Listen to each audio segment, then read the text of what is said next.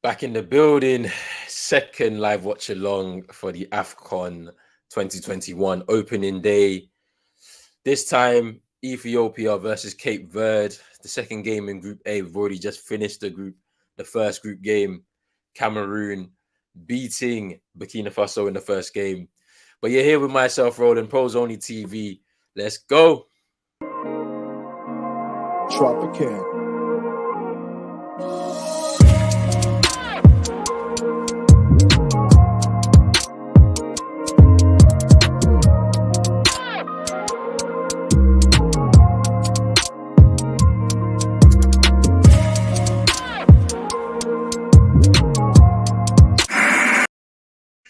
Yes, people. Yes, people. We are back in the building for another live watch along.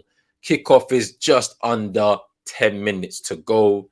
Should be an interesting game in this one. I'm not too well versed on the teams, but we should be expecting a good game at least. I mean, there's an opportunity for one of these teams to qualify from the group because Burkina Faso lost their first game today. So we have to wait and see what happens there.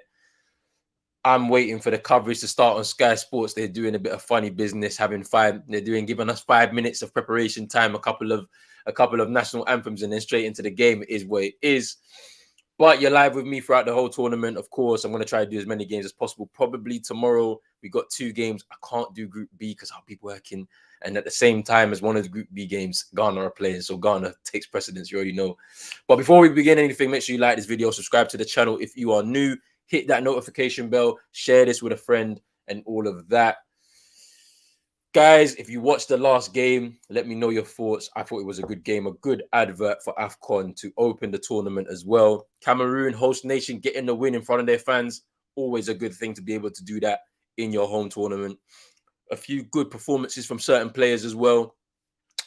What more can you ask for, man? Good game, and it was something to enjoy. We're going to see what this game has to hold. Hopefully it's exciting. Hopefully it's open and expansive so we can see some goals. We can see a little bit more about what this team is all about. But yeah, it is what it is. I mean, yeah, the coverage is about to start on Sky right now. And it looks as if the teams are ready to come out right now as well. Oh, well, yeah, to take up their national anthem. So we have to wait and see. But let's get into it. It's going to be a good game tonight.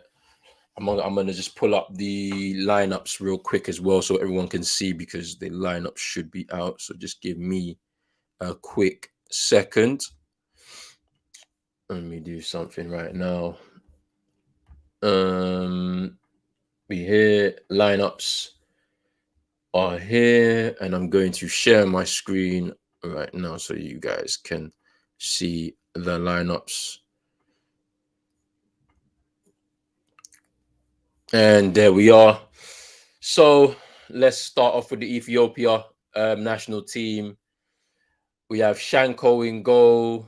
We got Hamid at right back, Yusuf at centre half, Johannes at Johannes in midfield. So Yusuf, where's Yusuf? Yusuf at left back. Sorry, Tamane, Beya, Mohammed, Dagna Wachu, Kebede, Gabriel Michael, and Nazir.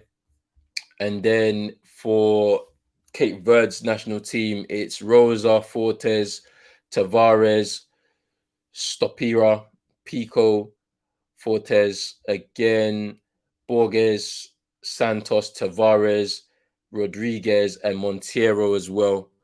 So those are the 2 teams that are due to line up in about 6 minutes time. Let's have a look at what's going on. I'm sure the national anthems are here. Let me stop sharing this though. Let me have a look. Yeah, teams are now lining up in the tunnel right now. Yeah, I can see the Ethiopian team there. Cape Verdean team here. I mean, neither of these teams are looking at like they're not looking like favorites to win the tournament. Of course, maybe they could sneak through a third place, best third place team to get through to the next round. Potentially, depends. I don't see one coming from this group, to be honest with you. But there's an opportunity for one of these teams alongside Burkina Faso to be able to get through. Especially from what I saw from Burkina Faso today, everything was going through Bertrand Traore, and if he's overexerting himself, if he doesn't recover well, his form may dip more towards the tournament, towards the end of the group stages, and they may not be able to get through the group. So we have to wait and see on that. But I'm interested to see what's going to happen tonight, because a win for either one of these teams, it's a big marker for them in the group, because they have an opportunity to qualify with the 2 games left that they've got to play. And obviously they got to play Cameroon with the home fans. So you never know what can happen in that game. But this is a huge opportunity for one of these sides to get a win. And whoever faces Burkina Faso next, that's a big opportunity, because they could get 2 wins and potentially put themselves into the next round. So we have to wait and see. The teams are making their way out onto the field of play. And the national anthems will ring out soon. And then we're going to kick off. We're going to be on the way in a very short while, and it's going to be an interesting game. I can't wait to see what's going to happen. Stadium not as full as it was for the opening match, but there's still some people dotted about. Of course, you know how it is. I'm wondering to see, if either of these sides had any supporters groups come along to Cameroon to give their national team some support.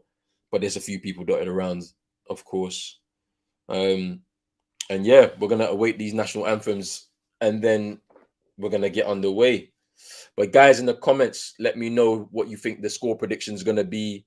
Who do you think is gonna win the game?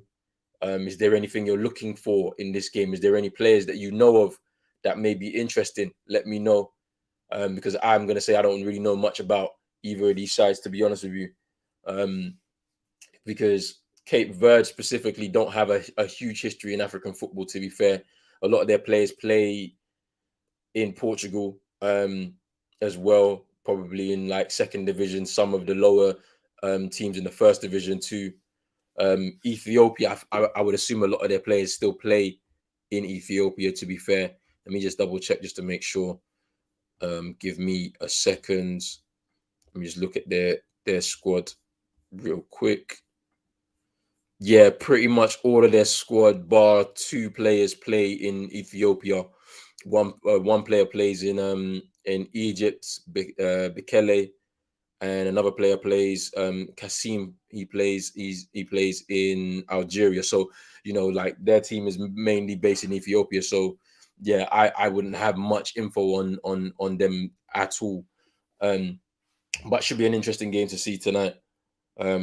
Let's see if one of these teams can win. Let's see if one of these teams can grab a win, because if one of these teams can grab a win, it'll be pretty interesting. It'll be interesting to set up the group really well. Cape Verde team now getting their national anthem on the way.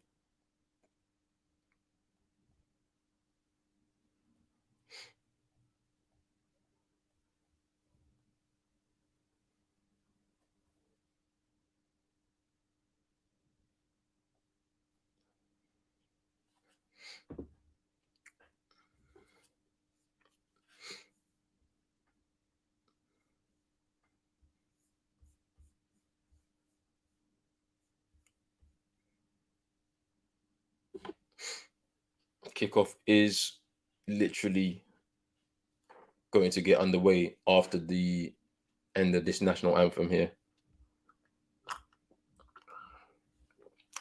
So let's see what happens. I think I'm going to go for a 2-1 Cape Verde win. I think that they may have a bit more going forward as opposed to the Ethiopian national team, but we have to wait and see. We'll see what they have to offer, to be honest with you. But yeah, I can see Cape Verde taking the win, and that would be a big step towards qualifying from the Group A to get into the next round. But you never know what Ethiopia may have in their locker. I mean, they're going to have a tight-knit group, of course, with most of their players knowing each other very well, because they probably play each other in the league, in their national league. So it should be interesting to see what happens there. And yeah, look, this is going to be an interesting game. Let's see. Ethiopia playing with a 4-3-3, but we'll see. Let me get into some comments. Big up, Brush. Popcorn gang, hit that like. I hope you're good. If you are still watching, big up Baby Rage. Oh, you're back, recovered from COVID. Good. And you're gonna upload today. Good, good, good to see you back in business, bro. And I'm glad you've recovered from COVID. Yeah, I'm sure the Heat have already got a game, but we'll talk basketball maybe at the weekend. And right now, it's Afcon, as you can see, getting ready to really get into this. But yeah, let's see what happens tonight. Cape Verde going with a 3 at the back, 3-4-3. So it should be interesting. Then kickoff, he's literally underway. Ref blows the whistle. Have we kicked off? I think we have. Camera's panned at the coaches right now. But I don't know what's going to happen. I don't know what's going to happen here. Yeah, okay. We've kicked off now. Cape Verde, Ethiopia. Let's see what happens right now.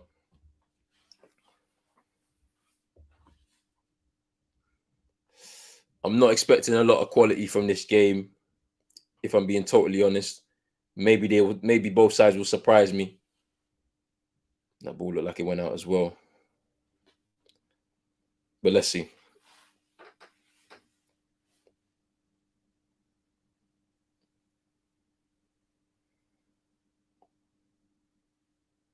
Here's Fortes. To Stopira. Here's Tavares now.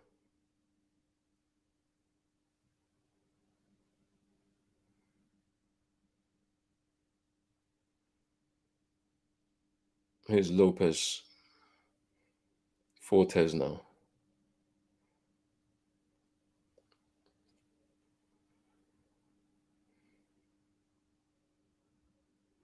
Here's Montero. Gives the ball away. Ref calls it a foul. We'll see. No, I didn't see that. And it was bench players. Arsenal losing to Forest. Big up Munzi. Boy, I'm sure it's a change team for Arsenal. No, I'm not going to be watching much basketball over the next month. To be fair, if I have time, I'll be able to fill it in. But right now, I'm focused on all the football in Africa. So if you're going to be tuned in for it, tune in. But yeah, I'll try and fit in some basketball somewhere. We'll see how it goes. To be honest with you, maybe on Friday I might have something, but we'll see. And that was a poor free kick there.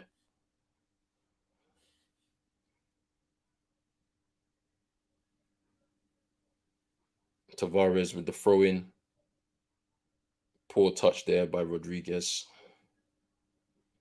Goal kick to Ethiopia. Boy, let's see, man. I want to see a little bit more quality in this game, man. I want to see, are we going to be able to match the quality of the first game? I'm not sure, though. I'm not sure. Because neither of these sides have a huge history in the African Cup of Nations, to be honest. They're not going to be a part of the sides that are, as strong, as some of the stronger sides we have in the tournament. They're here to make up numbers. Unfortunately, that's what it is. But as I say that, one of these teams have a potential of qualifying from this group. Burkina Faso losing that opening game today opens up an opportunity. If one of these sides can win, it gives them a very, very good chance of qualifying from the group. Oh, come on. That wasn't anything there. I didn't see him get hit in the face there. Mohamed Musa, hitting Santos in the face. And there's a free kick now to Cape Verde. Santos feeling the effects of that. I think he's taking the free kick as well.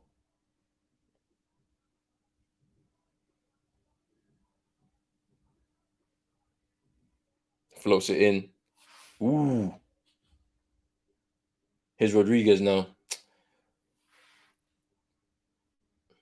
No, that's an Ethiopia throw.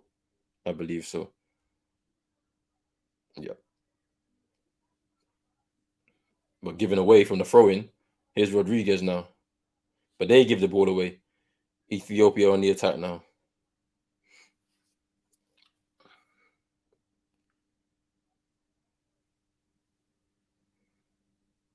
There's Musa.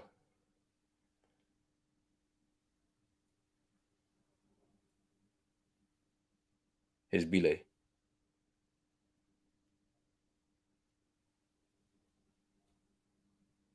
Timene. Out to Hamid. Cape Verde players pressing though. I mean, you can see it with this 3-4-3 that they're playing. They're pushed up high up the pitch, man. And they win the ball back. This is what I'm saying. The press is there. It's working for them. Opportunity to go out wide. Santos declined that at that time. Here's Flores. Fortes, sorry. Here's Stopiro. Into midfield. Here's Borges. Tried to hit a diagonal towards Rodriguez, but doesn't work out for him.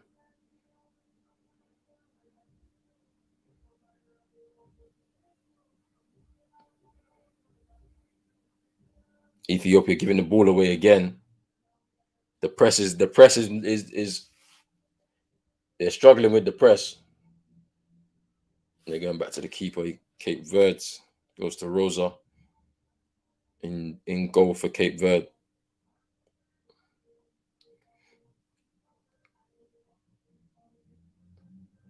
Tavares winning that header, but goes back to Ethiopia.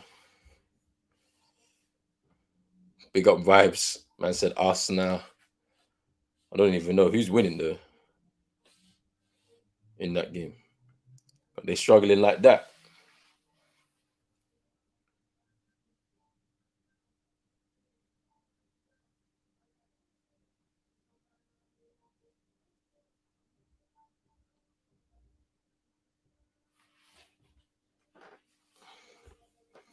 Oh, right, they went out. Jeez.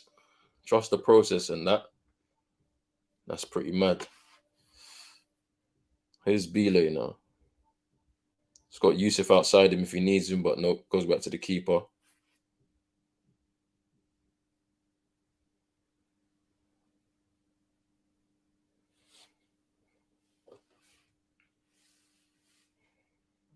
The high press.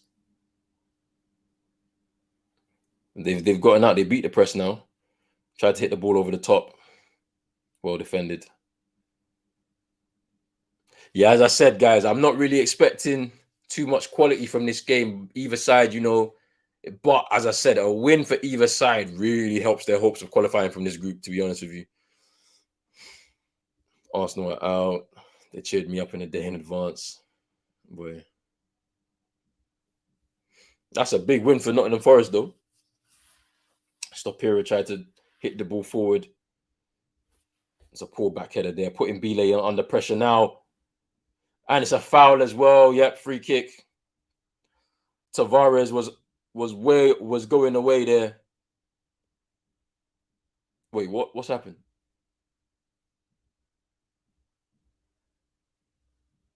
What's happened here? The ref's giving a free. I thought it was a free kick.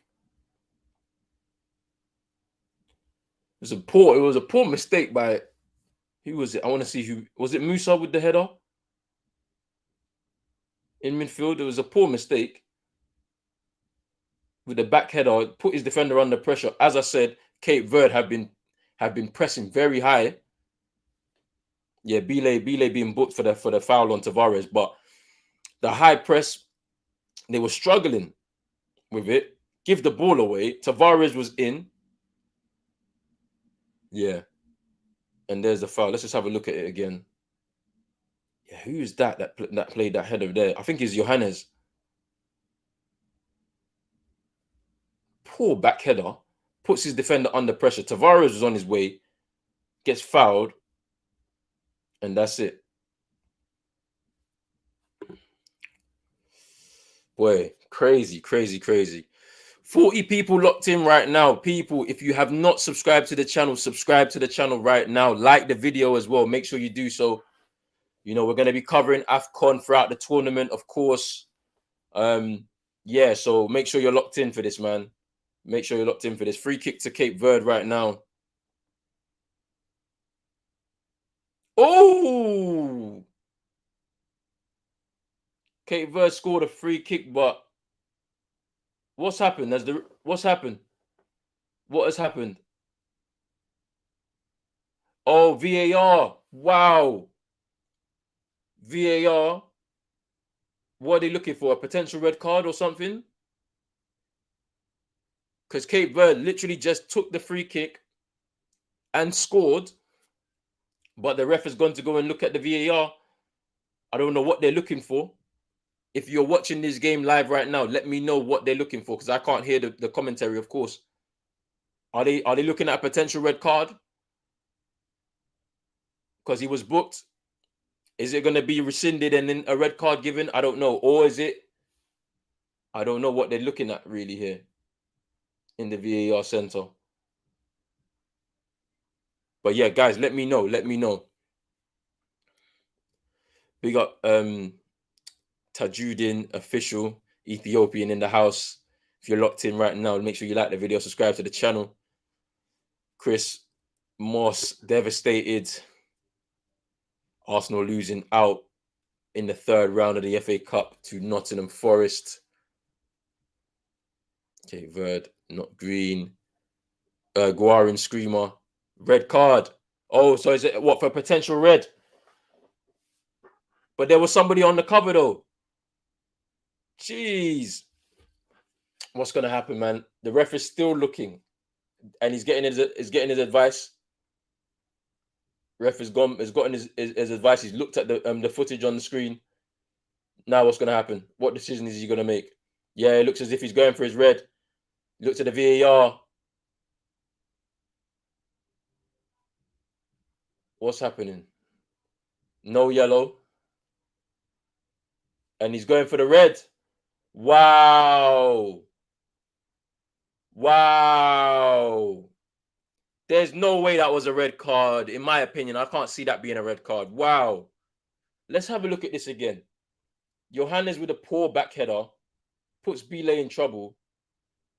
Tavares was on his way, and then there's a tackle. But I can see, there's not much contact there at all. It's not really a red card challenge. He's not really the last man because there's man on the cover. So how is that a red card? I feel like Ethiopia, yes, as you said, VAR, Chris Moss saying it here, Ethiopia screwed. I can't believe that was the case. Free kick to be retaken. Rodriguez, he scored and he was off to celebrate, but they had to pull it back because of the VAR. But wow, 12 minutes in, drama already. This ref isn't generous like the other ref. I mean, he might be generous for Cape Verde, not for Ethiopia, though. Free kick for Rodriguez. Ethiopia down to 10 men. Bile sent off. A very weird decision for me due to the VAR.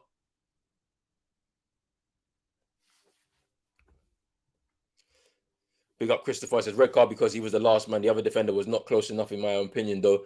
I don't know. I feel like I mean, it's down to the referee's discretion. Free kick by Rodriguez, blocked by the wall.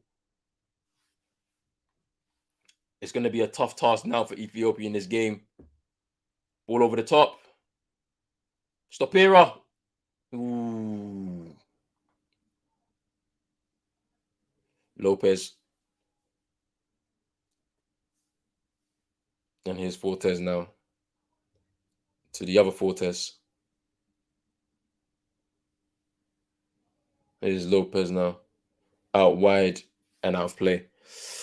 Yeah, I mean, I feel like it's down to discretion, though, don't you think? Because, like, honestly, the challenge wasn't really a red card. And I feel like there was some cover in behind. I feel like there was, like, he could have let that go and kept it as the yellow card. But it would have meant that Cape Verde would have scored because the free kick was there. But hey, to be honest with you, if the VAR said that he's missed something, he has to go and look at it himself, and then it's his choice to decide what it is based on what he's watching. But they'll give the advice. So yeah, I mean, It's going to make it now a very difficult game for Ethiopia to now navigate 10 men. There's going to be a change as well because they're going to have to sacrifice a player because they need their centre halves there. So somebody's about to come on. I can't see who. Let me have a look. Who's coming on? Debebe is coming on. It looks as if he's on the touchline warming up right now. It's going to be interesting to see what happens now. Big up Chris as well. He's saying, what a shite morning. This must mean Dolphins losing to New England. Yeah, Arsenal have lost as well. Everything's all over the place. Stopiro with the ball out of play. And here comes the change. Who's coming off for Ethiopia? Mohamed Musa. Mohamed Musa is coming off, being sacrificed. Yeah, Mohamed. Yeah.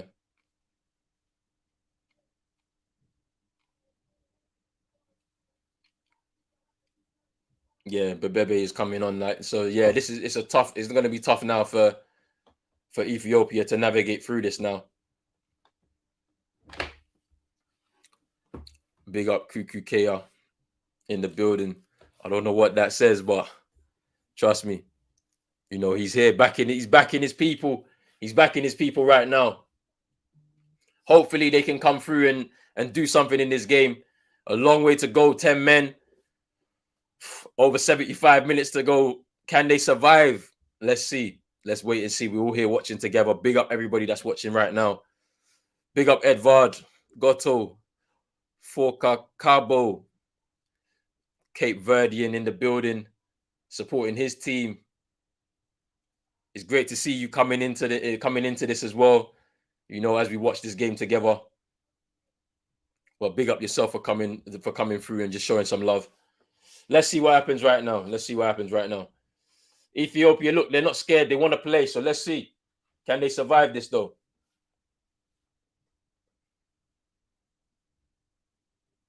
They just have to hold on as much as they can as possible because the high press from Cape Verde could catch them out. Let's see.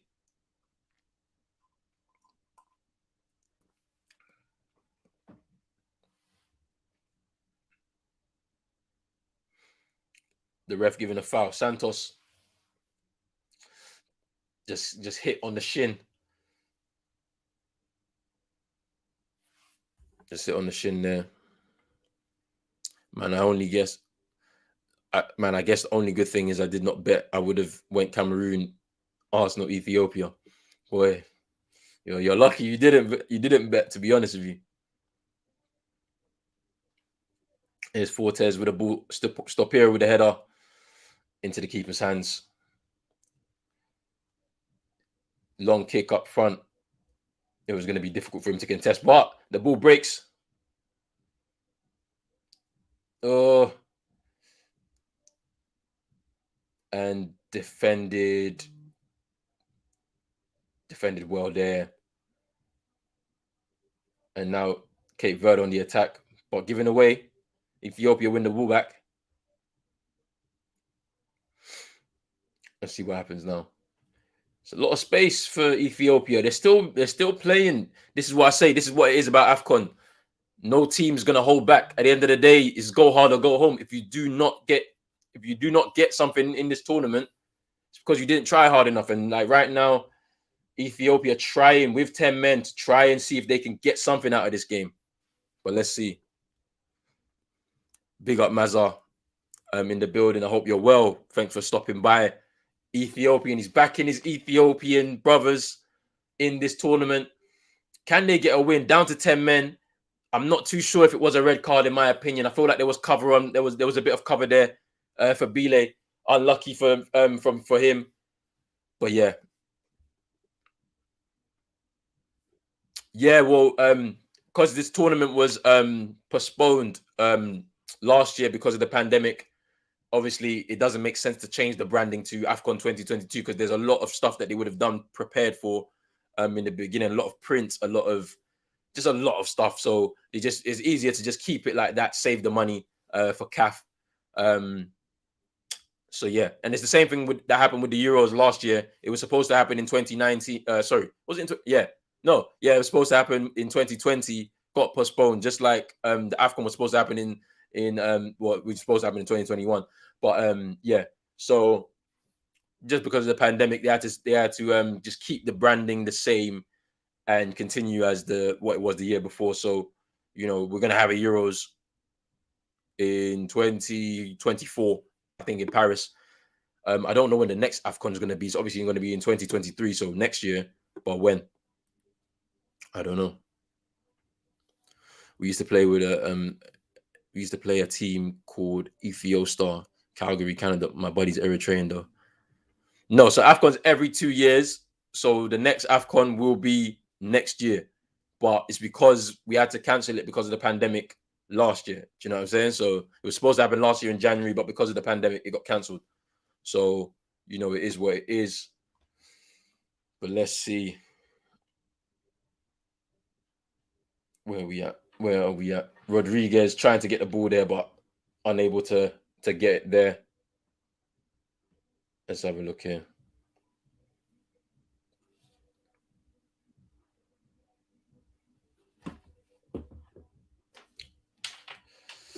"19 minutes gone for me over here."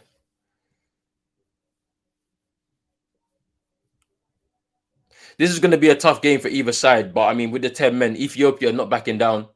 They're trying to see what they can do to see if they can get some sort of result. I think it happened, if I'm not mistaken, it happened in 2019. We had a back-to-back tournament. And let me go back. I'm gonna double check. I'm going to double check. Give me a second. I'm going to double check when the tournament actually did change. There was a back-to-back tournament not that long ago. Give me a second. Let's have a look.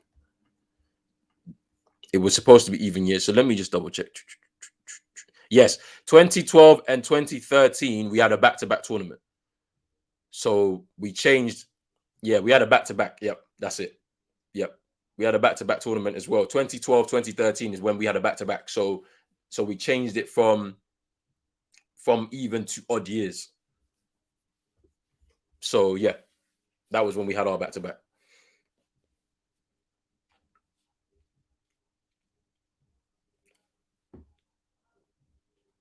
To be honest, there's been a lot of drama in this game. Not much activity on goal though from either side, to be honest, and it's to be expected. As I said, the quality of both sides not going to be there. We're gonna see a lot of midfield battle.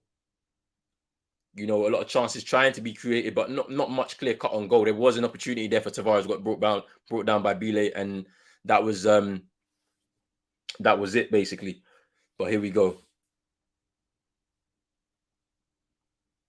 Is Tavares to Borges in midfield. It's Fortes. Lopez.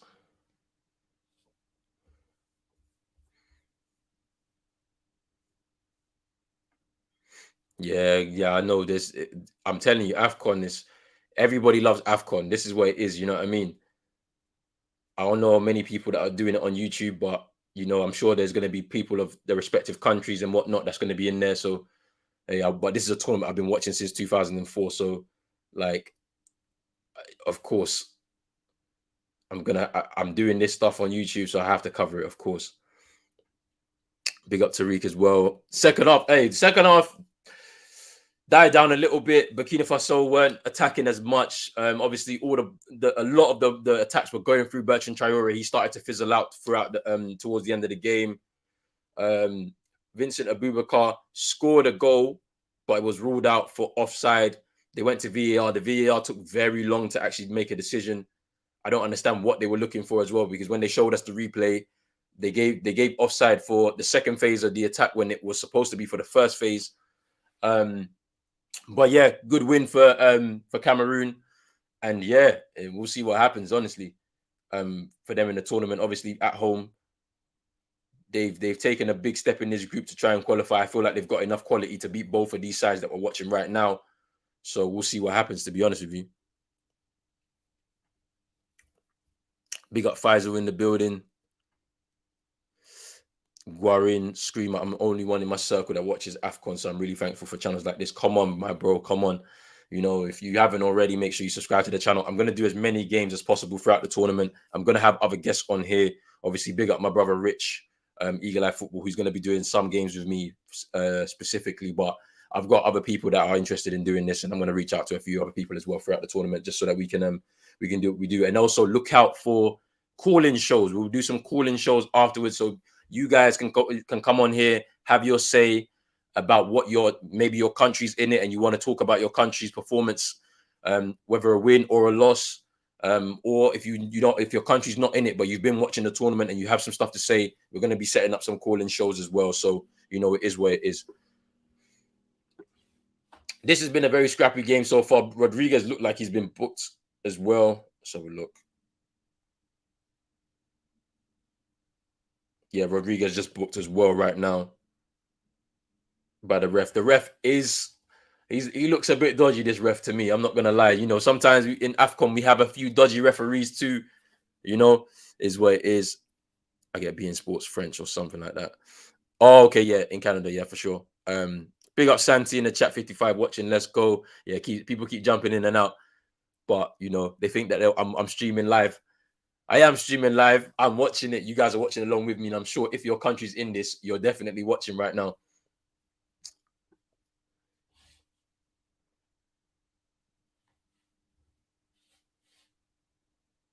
Here's Lopez right now. Here's Fortes. There's a ball out wide to the other Fortes. He doesn't want to give it.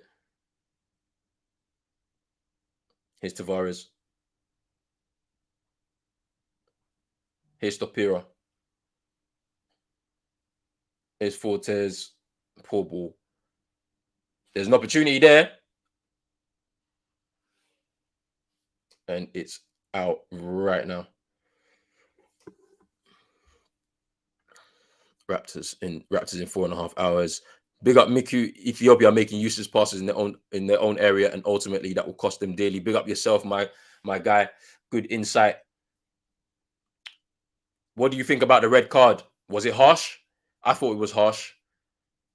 I thought there was a bit of cover coming back on the other side. I don't think he was the last man, Bile, before getting sent off there. I think it was a little bit harsh. The tackle wasn't even a red card either, in my opinion. Come on, do what Chris says right here. Cabo Verde get a red too. Let's get this going. I know. But to be honest with you, Ethiopia, they're not like chasing for the ball too much. So maybe they're preserving energy. We'll see. 150 subs. Hey, we're creeping up slowly. We're creeping up. Here's Rodriguez now. Ball into the box. Ooh! Ooh, it was nearly an own goal there.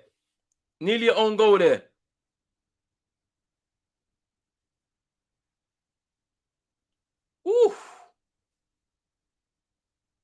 Nearly an own goal there. Keeper saves it. I'm on the 27th minute right now. That's where I'm at right now. But yeah, nearly an own goal there. Ref's getting a bit of information. They're saying hold off there. Mickey says it was harsh, but he didn't need to make the tackle. Backup was coming. Yeah, that's what I thought. I thought that there was some cover coming. So technically not a red card. It could have been a yellow. Bad tackle, was a free kick. But yeah, that's crazy. Okay, yeah, ref ignoring whatever advice is coming through. Fortes to take the throw in now. Looks like he's going for a long one. Nope. Goes against that. Fortes to Lopez. They're very high up the pitch. If they lose the ball, yeah, ball over the top from Lopez. Out for a goal kick.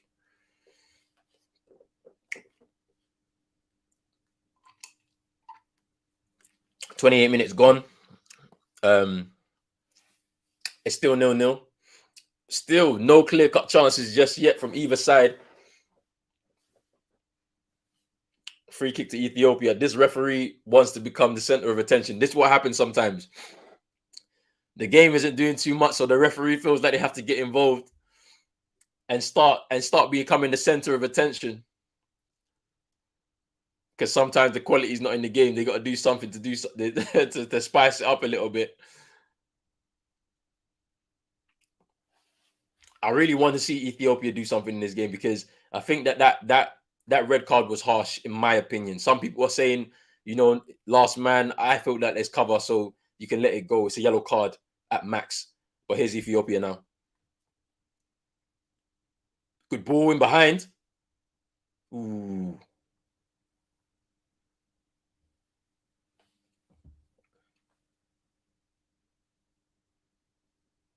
And they're going again. Here's Nasir. Into Cape Dagnachu. Into Nasir. Can he cross?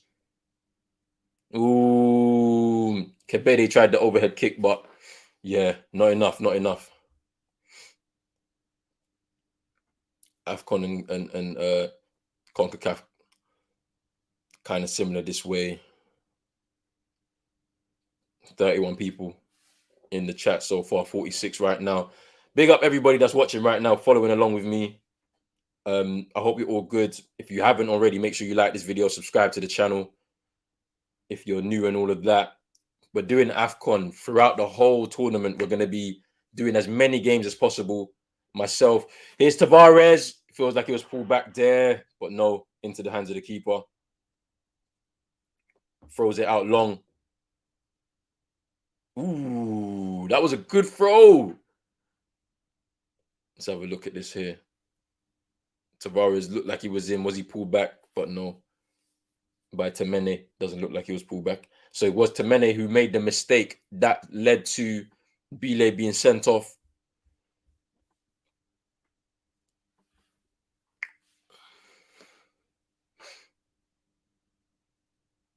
Rosa with a touch there.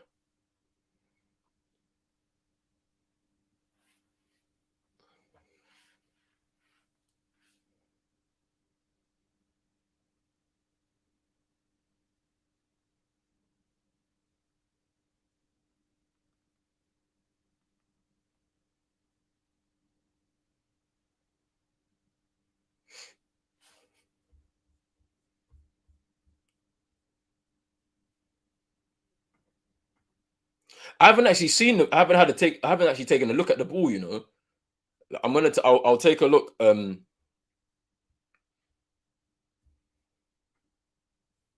Who would be my 3 shots for top scorer in the tournament?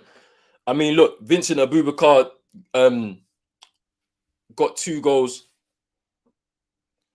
Got 2 goals as well tonight. Victor Osimhen for Nigeria. He's a shout. If he's good, I feel like he's been cleared to play. So if he's cleared to play, he's definitely a shout for top scorer. So I'm gonna go Victor Osimhen for Nigeria.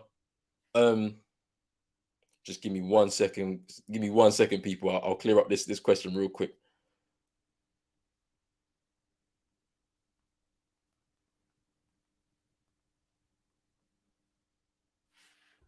Yeah, Victor Osimhen for Nigeria. Look, there's a potential of even a Sadio Mane potentially. Mahrez. There's a lot of people that can score some goals, man. But you never know. We could get a shock as well. Sometimes in tournaments, somebody gets 5 goals, then all of a sudden they're top scorer, like because they bagged a few in a dead rubber game or something like that. You just never know. Iheanacho as well. Yeah, look, big up Moss as well. Iheanacho too, Leicester striker.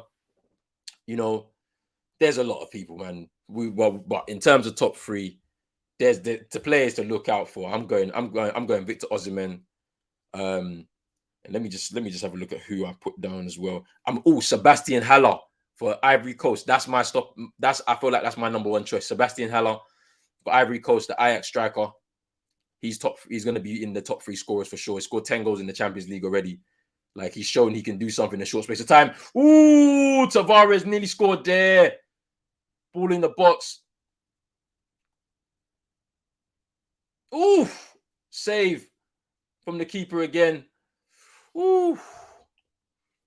Close. Let's just have a look here. So Rodriguez with a ball in to Tavares. Oh, he just couldn't. He just needed a touch. If he gets a touch, he scores. Crazy. Zaha too, but yeah, Haller's Michael. I think Haller will score. Will top score. I don't know if Ivory Coast will win if he top scores, but he top scores for me. He's just in the form of his life right now, and he's got to prove himself on the big stage as well. So, you know, this is a big stage, a big tournament. He's proud as well for talking for that as well. Big up my guy Tariq in the building. I hope you're good. Yes, my bro. Big up yourself, man. This Afcon that you've been doing has been, bro. You're killing it so far. It's been a. Ooh. What minute are you on? I'm on 35. Let me know when you're on 35, 40, and I'll pause it from now. So let me know so we can be at the same time. Yeah, that's calm. Yeah, I'm a little bit behind because I'm on my Sky Go, innit? So yeah, I missed the first opening 12 minutes of this game, so I missed the red card. How was that? I didn't think it was a red card. I thought it was a yellow. So like, okay. I thought there was sufficient cover on in behind. Do you know what I'm saying? Yeah. So I don't know how. And basically, the ref's giving the free kick. Yeah, he's giving a yellow card to the player. Then all of a sudden, Cape Verde scored a free kick. The referee starts running to the end of the video to check it out because he's been getting some information. Comes back and he goes red card. So I'm just like, yo, crazy, man. It's crazy, but yeah. I mean, but Ethiopia, look, at the end of the day, like as I said, I don't think there's going to be much quality from either side. But from either side, it's a big opportunity to get through this group. Like if they get a win today, then they've got 2 games to navigate against Cameroon and Burkina Faso. Yeah, exactly. Get a draw in one of those games. You could end up becoming one of the 3rd place best teams to go through. You just never know. Like, yeah, it's true. That's tournament football for you, though, isn't it? That's what happens. The first game's always massive in these situations. What minute are you on now? I don't even know because they're still showing replays of fouls and stuff like that right now. All right, I'm on 36-10 right now. 36-10, cool. That's where I'm at right now.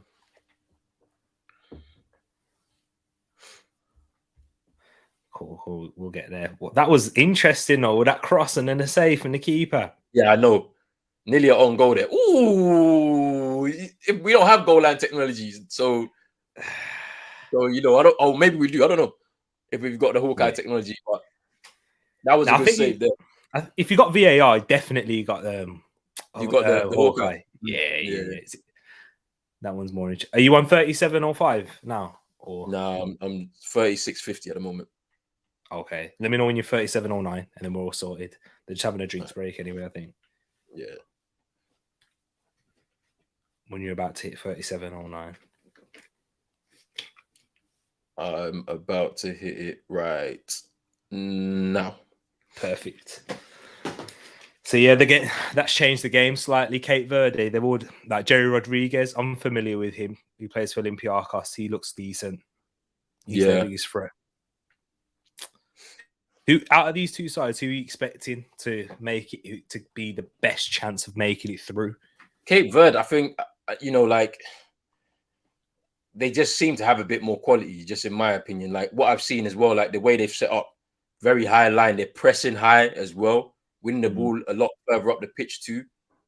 Love spreading it wide though, man. They got some good wide men. Yeah, it's true. So I mean, but like Ethiopia, they're organized. They look, yeah, but then they're just giving away too many silly free kicks, man. This is the problem. And now there's another foul. What's his name? Trying to make the game probably. Is it Ash? Let me get his name real quick.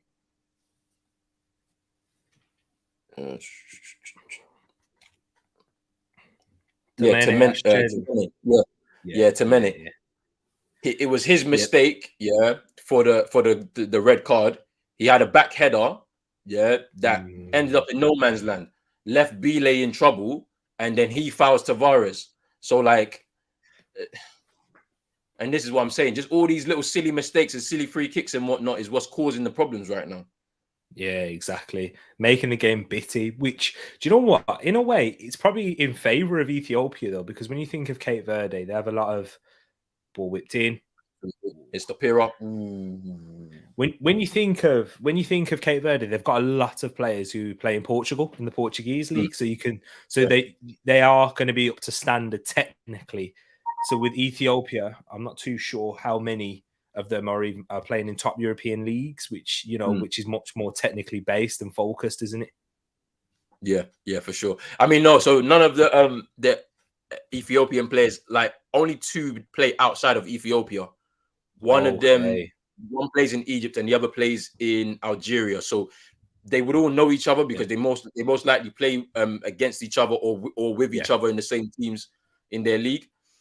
And sometimes that helps because you have a lot of a closer knit group, if you know what I'm saying. So Yeah. but yeah, And at the same time, you kind of lose out on the technical standard sometimes because these players at Cape Verde, if they're playing in the Portuguese league, let's say the top division for some of the lower level clubs in the top division or in the higher part of the second division, you're getting a bit better football, technically anyway. Yeah, that's true. Yeah, that's a good point. Because also you got to think about the physicality levels, like fitness levels for these players. Because who knows? Like, are you familiar with how much football the Ethiopian players would have played this season in terms of games? I wouldn't know, bro. I'm not gonna lie to you. I wouldn't know. But even that, if they would have played less games, because in Europe our season kicks off like August and that, so if they would have played less games, then like a lot of the Cape Verde players, they'd be coming in at a different fitness levels, and you know what I mean. Yeah, and that can also make an and then impact too. I mean, at the same time, if they're in off season right now, let's say they probably had a pre-season training camp, pre-tournament training camp for like maybe 2 weeks, so they might have been working. They might have been working on fitness. You just don't know. I mean, whereas the Cape Verde players, they're mid-season right now for a lot of them, so they've already got their fitness up. I mean, to be honest with you, I'm not seeing much difference, but we'll probably see it later on in the game because they're down to 10 men Ethiopia. So that the fatigue may set in there. They've got a good structure though at the moment. Sometimes playing with 10 men can make you do that. Oh yeah, for sure. Ooh, is he offside? No, he's not. No, I think flagged It's down. Suarez here. Ooh, side netting. Rodriguez took a bit too long. I think he should have just let. Oh, it's offside. It's offside. Yeah, the flag went up. Yeah, it's offside. Yeah, he went too early. He's quick. He's quick enough. He should be. I know. And that line was high. Yeah, he should have waited. That's what I'm saying. From what I've seen from Ethiopia, they've got that good defensive structure and that team cohesion, which seems to be working in their favor at the moment.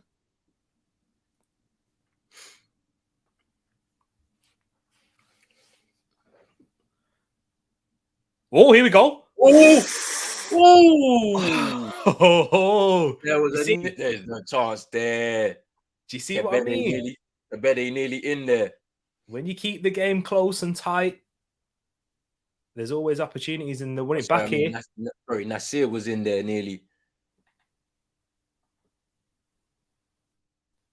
And they lose the ball. Well, one back. Yeah, Cape Verde are going to definitely feel like they've got an opportunity now to get a win, get over the likes of Burkina Faso, because as you imagine now that Cameroon are going to win that group. Probably. Yeah. But obviously anything can happen. It's been a good opener. Here's Rodriguez now in the box. Shots. Ooh, just wide. Get the ball out to him every single time if you Cape Verde. But look at that there. What was that? Lopez, I don't understand what that was. I don't know who, and that could have been a pen. Yeah. It's a good. The keeper did well to get to it and get some contact on the ball, because then penalty, most definitely. 2 minutes to go plus added time in the first. Still 0-0. Yeah, see, look, Moss is saying keep a red card. Come on, because the way it looked to me, looked like he took him out. But the the standard of the refereeing in Afcon is you saw it in the first game already. Like some of the decisions were a bit wild to me. So you see it. We got some good quality referees, but we have others that not that great. So it is what it is. Referees now pulled it back for a foul. Took him a while though. I totally get what you mean. Justin, for that one, Moss, I think he gets the ball ahead, first, and he has a good amount of contact, and the ball was away from the striker, and then he takes the player out. But I know what you mean. That first game, bro, I was thinking, why is it taking him so long to give that Anguissa penalty? Like, I was thinking, the referee was there. Yeah, but even still, not even that one. Second half, as I said, an offside. They took so long on VAR just to decide it. And they even decided on the wrong one. So the image they gave us was in the second phase of the attack, not the first. So I'm just like, I was just confused because I saw the lines and I was just like, what? The second phase wasn't even offside. I thought it was the first phase that was offside, but Yeah. Ethiopia doing well to stay in the game, as far as I'm concerned. Like, most definitely. And that's what you need. If you can keep the games tight with 10 men, you always leave yourself a window of opportunity, as we've already seen with Cape Verde. There's an opportunity here. 2 minutes to go, 2 minutes of added time in this first half. Yeah, Cape As Verde, I said, the quality is... Sorry, what was you going to say? No, you go. I was just saying that the quality in the game has not been there. To be fair, it's been lacking. No real clear cut chances. It's basically off of mistakes. Unforced errors or forced errors. Basically, that's leading to chances here. So, yeah, you can see Ethiopia trying to get the ball up as quickly as possible, but Cape Verde definitely using that man advantage on the left. There's Rodriguez, brings it down. Tavares! And he scores the header. Yeah, bound to happen. Rodriguez did very well with that ball going over the top to him, just to guide it into the path of Tavares, and he hits the diving header past the keeper. 1-0 to Cape Verde. Right on the stroke of half time as well. Bad time for Ethiopia to concede. It was a wayward ball that was saved by Rodriguez, but a great touch to keep it in play and to guide it into the path of Tavares. Look at that. Let's look at that replay there. And Tavares, with the diving header, puts it into the net. Oh, good. Great ball. A good switch, but there's the quality of Jerry Rodriguez there showing. Yeah.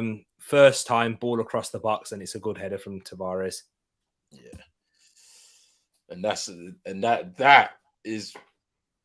That's really good for Cape Verde here, because as I've said before, they don't have a strong history in this competition or in African football at all, but a win puts them in a very nice position into those final two group games and potentially qualifying from the group. So let's see what they can do in this second half. Can they close it out? Can they extend their lead? Because it's looking like a Cape Verde win right now if you're heading into this halftime break.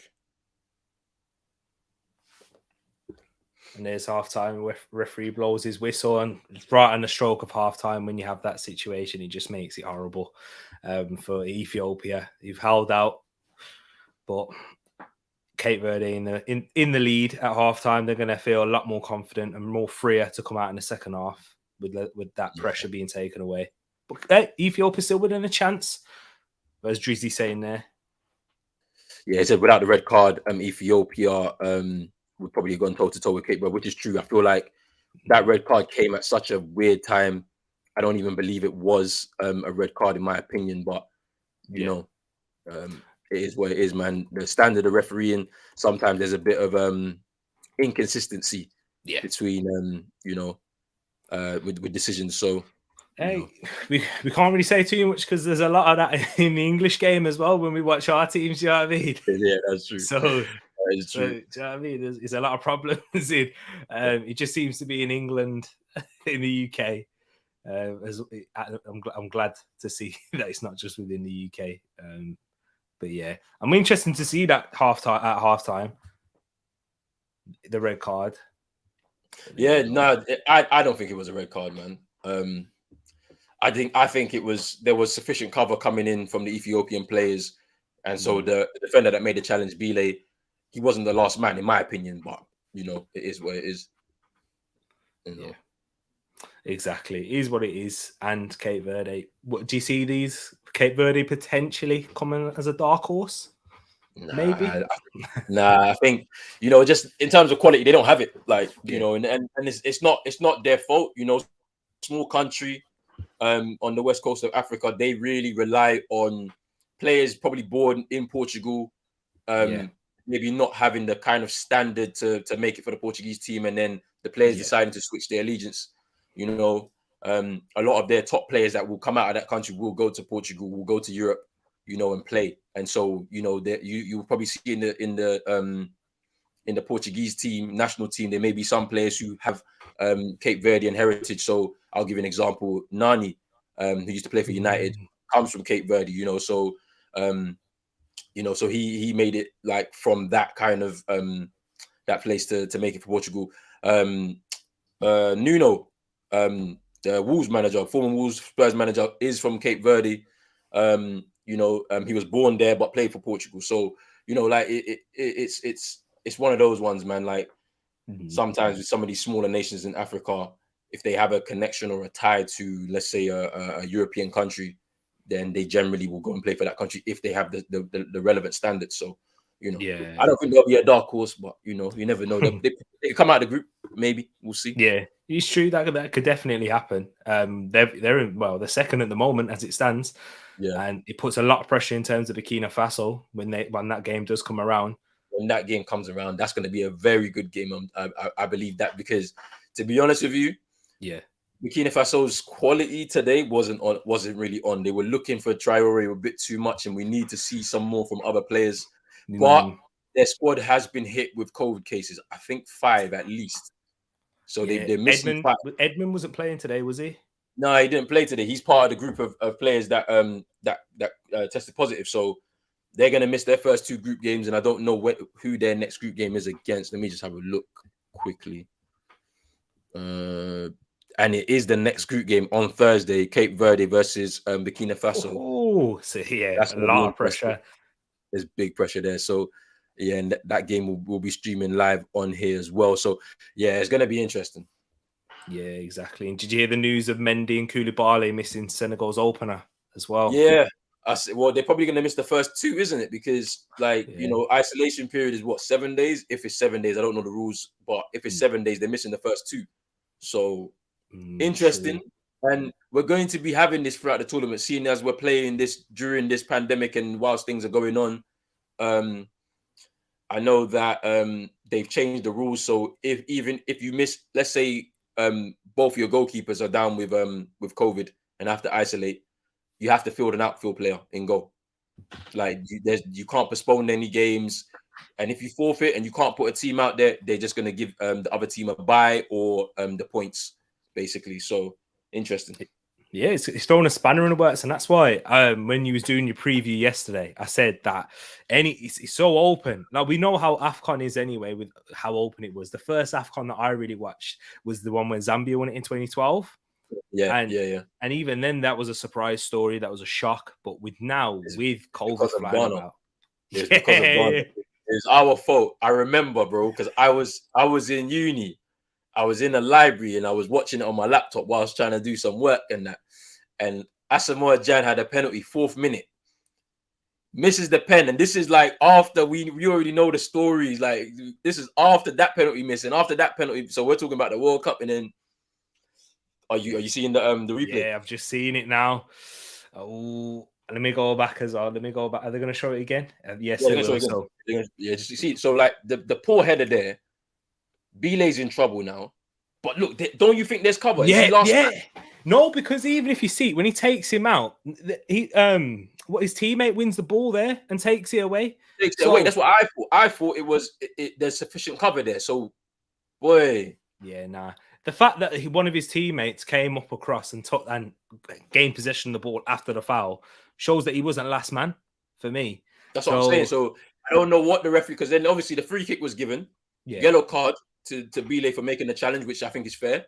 Yeah. And then Cape Verde take the free kick, and it goes into the net. But then all of a sudden, the camera pans to the referee. He's running towards the screen. So they've told him, hey, there's something else that we need to tell you about that challenge that you just seen. You missed something, and then he gives the red card after watching reviewing the footage. So, but I still don't think it was a red, in my opinion. But they've given it, and he's now made it very, very difficult for Ethiopia to get free playing in this game. But yeah, for real, I know. And then it's one of those. And how's it going to be in terms of energy, sapping in terms of for their next game? Because in tournaments like this, short space of time as well, quick turnover. Yeah, it's true. And that's why you got a big squad. You have to kind of deal with. They're just showing this goal now. Wasn't the best ball to switch play, but when you look at the way Rodriguez just guides it into the path of Suarez there, picks it out of the sky, lovely. Just one first time. That little bit of quality from Jerry Rodriguez. Let me see how he's doing for Olympiacos, actually. Yeah, and and the thing about it is they know it's a big step for them to get through this group because they could come through third place. Yeah, with some big results here. So is what it is. But let me get into some comments. Chris is saying that he's lucky he didn't bet because he would have went Cameroon, Arsenal, and Ethiopia. And right now, Cameroon have won, but Arsenal have lost, and Cape Verde are in the lead right now. So you know what it is. Yeah, and I'll be surprised. Oh wow! I mean, Ethiopia could get a draw if they can keep it, and then nick one. But yeah, I'll be very surprised. Very surprising here. Burkina Faso will beat Cape Verde and Ethiopia. You never know. That first loss could really have shaken them up. And then next thing you know, out of the tournament, home early. It's one of those. Yeah, it's true, man. Yeah, because it puts that first game. You were saying it with Rich earlier on. That first game adds so much pressure. If you lose, the next game you lose. If you lose that, you're out. Do you know what I mean? Lose 2 games generally in tournaments, you're out, depending on the makeup of the group and whatnot. So you just never know. Yeah, exactly. Like there's a lot more games coming up. Nigeria, Egypt. That's going to be a huge one. That's going to be a huge one because one loss there, and you're in danger of going home. And I really do think that Nigeria are going to beat them, and Egypt will be in that position because I just don't. This Egypt team are not as good as some of the Egypt teams that we've seen. Egypt team in 2006 when they won it at home, like they had Abu Traykar, Mohamed Zidane. Who else did they have? Mido was then. Mido was there. Yeah, Mido came out of that tournament. Their keeper, I forgot his name. I forgot their keeper's name, but yeah, he was pretty strong. Saved a lot of penalties as well. Yeah. For them too in that tournament. So I mean, and then they went to Ghana in 2008 and defended the title as well with generally that same team as well. So like Al Hadari. El Hadari, yeah. He was playing for a while, wasn't he? Yeah.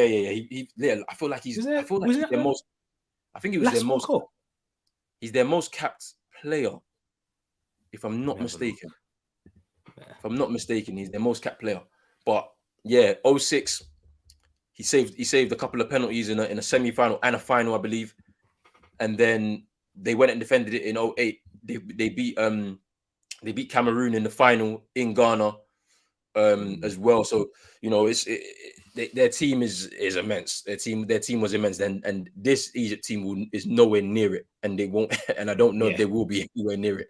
So for those that think that Mohamed Salah is going to be able to save Egypt, I'm not too sure. He's going to be home early, and Liverpool fans will be happy about that. But Egypt won't be. Egypt fans won't be. So it is what he's got El Nene, his sidekick. He could help. Hey, wait, did El Nene go? El Nene went, did he? He went. He went. Yeah. He's there. But Al Hadar, yes, this is it because I remember he played in the 2018 World Cup as well for Egypt, and he was like 40. And he's played 159 appearances. Yeah, he made a lot of appearances for Egypt still. Yeah. I mean, we even saw Amir Zaki. Amir Zaki came in through that. He played for Wigan. He came through. I think he was 2008. That was when we seen him in the tournament, and then literally after that, during the tournament, he signed for Wigan. Yeah. So that was interesting too. I mean, they've had players, man. This side doesn't come anywhere near it. So for those of you who don't know about Egypt's history, I guarantee you need to go back and just watch some highlights of some previous tournaments, and you'll see what I'm talking about. That team was was a lot better than the one we see right now. We got Chris Mock in the book. He says Burkina should be able to beat Cape Verde. Oh, yeah, probably. You know, if we're talking on paper, but when it comes down to the pressure, if Cape Verde have this win now, if they seal it tonight, that next game is going to be difficult, but we'll see. We'll see. Aubameyang missing matches hurting our sales value. What do you think is going to happen with Aubameyang, by the way? Aubameyang, it's interesting because I think it's been come out by journalists that there's not too many offers because of that contract. You know, the interest from Juventus doesn't look to be serious because of that.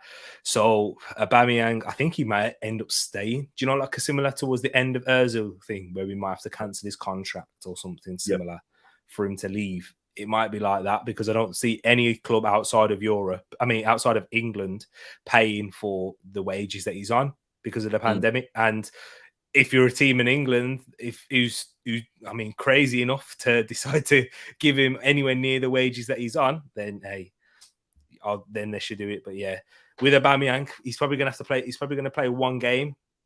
Is it in for Gabon? Yeah, probably one. Yeah, because he's going to miss. He's going to miss the first opening game, and then which is tomorrow, and then the next game I think is on Thursday. So he'll miss those two, and then it's just the final group game. So it's a bit of a shame that he's gonna, because he left early to end up catching COVID now and missing the first two games now, and they're gonna be going home. Like as far as I'm concerned, they'll be going home out of this group. So it's sticky. Eagle Eye Football Rich, what are you saying? He said 158 subs.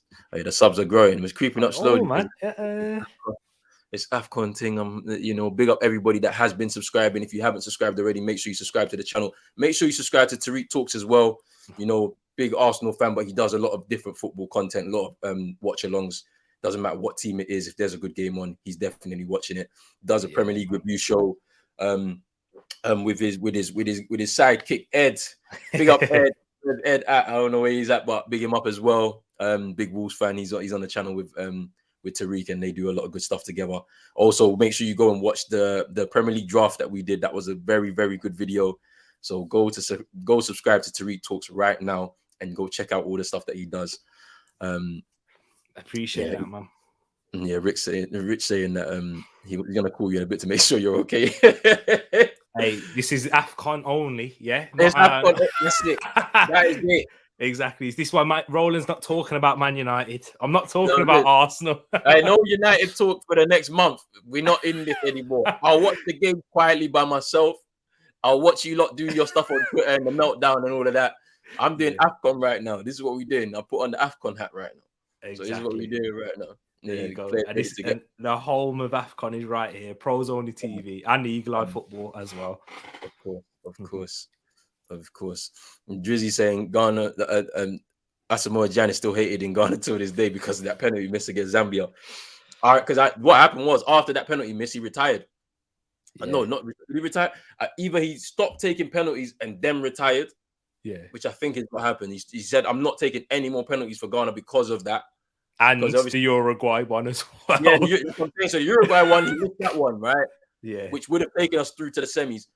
He scores in the shootout. Then obviously he missed that one against Zambia, and that was a crucial one because Zambia shouldn't be beating us. This is what the country was feeling at the time. And then Zambia, with the legendary coach Hervé Renard, takes them to glory, which was mad. But it's a big shock, and you never know, man. This is what Afcon's about. There's always a shock in there somewhere. Yeah, is he still coaching now, Hervé Renard? I don't know, man. I feel like he is. Because he was Ivory Coast's manager as well, not too long ago. Man. Yeah, he was. He was. It was in the final that when they beat us, I think. So he went back to back and won 2. So he won 2 Afcons, I believe. So yeah, it's mad. Heartbreak, man. Heartbreak. But heartbreak. Now we were 3-1 up in that penalty shootout as well. Oh no, and we lost. Madness. We battered them the whole game too. But yeah, it's mad. Players are now back out for the second half, about to kick off. There we go. It should be interesting. I think Cape Verde will be a bit more relaxed, and they'll probably have more opportunities as Ethiopia will naturally have to come out later on in towards the second half. What's your prediction, Roland, for this? Oh, I can see Cape Verde coming through with a 3-0 victory. Couple of late goals to just kind of take it on. But hey, look, Ethiopia, they're not going to give up. So They started off all right already. Yeah, they're going forward now. Here's Kabele. Ooh, takes a shot. Goes out. Big up Maisie in the building. I hope you are good. I'm sure I think she's going live right now on her channel. So if she's going live at 9. So probably after this, you can go check her out. Premier League quiz, I believe. So go check her out after this. Yeah. Ramadan Sobius, another Egyptian. He legend. played for Stoke, didn't he? He played for Stoke. Yeah, yeah. He was decent. Yeah, pretty decent as well.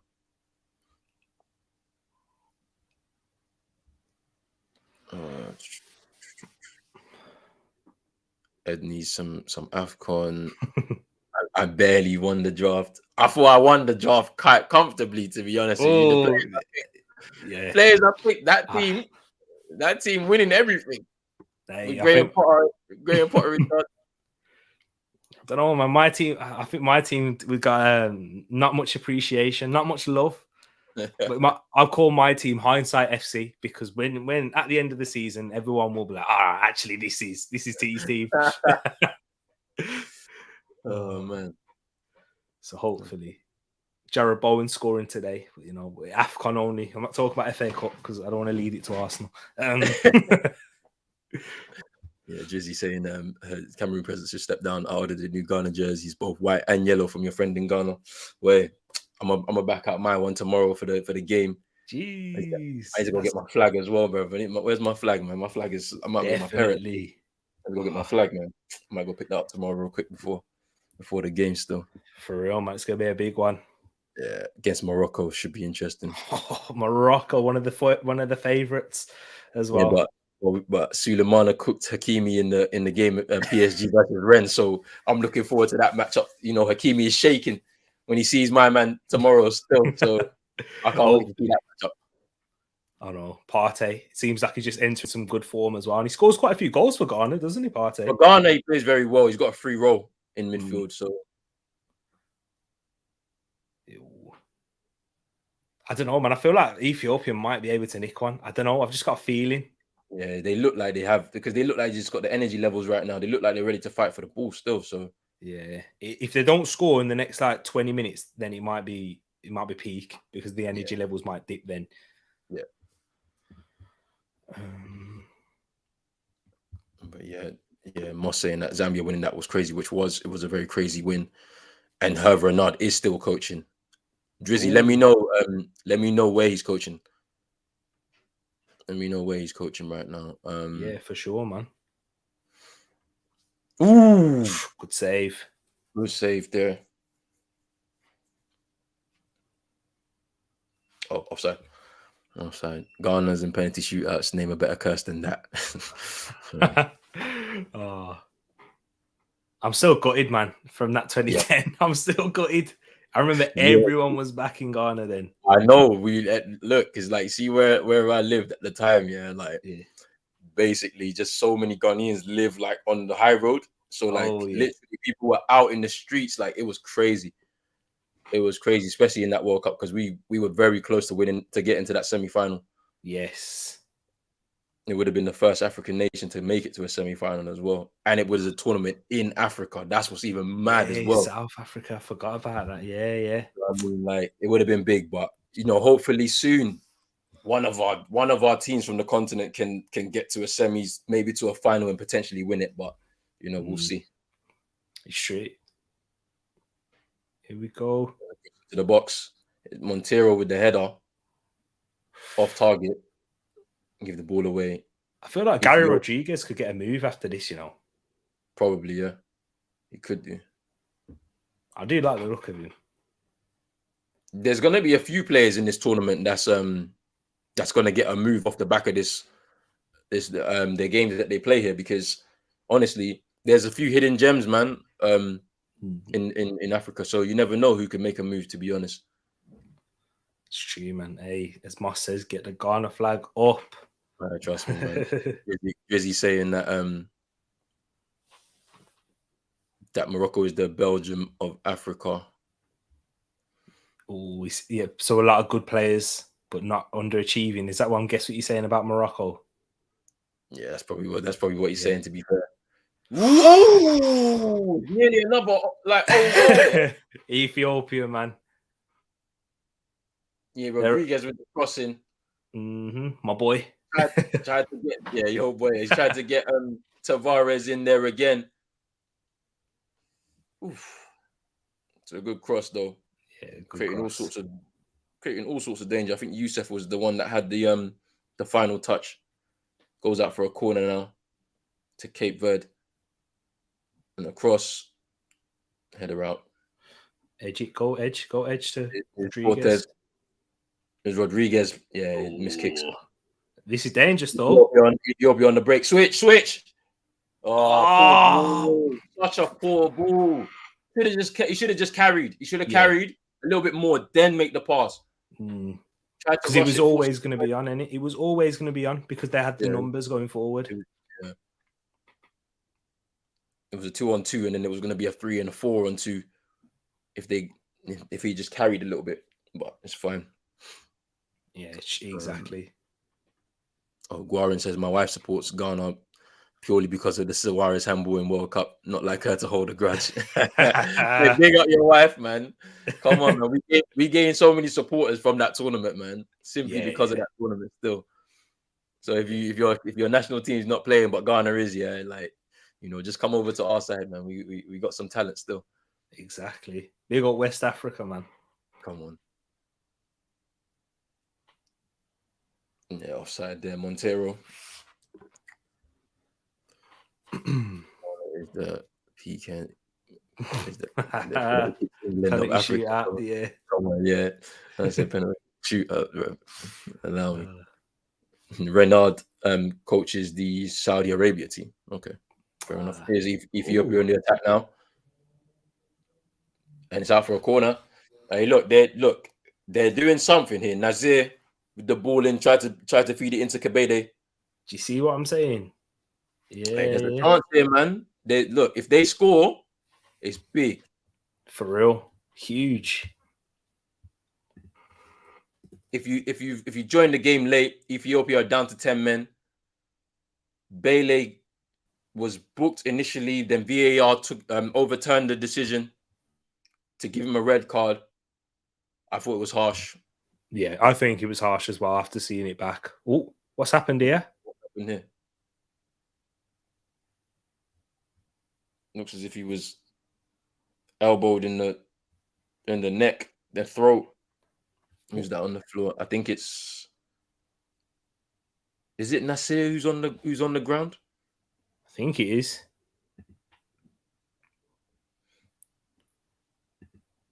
So let's have a look at the replay though.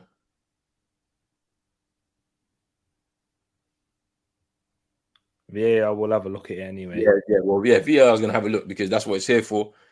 And it's Rodriguez as well. He looked guilty. Is it Rodriguez? No, it's not. It's Rocha. Let's have a look.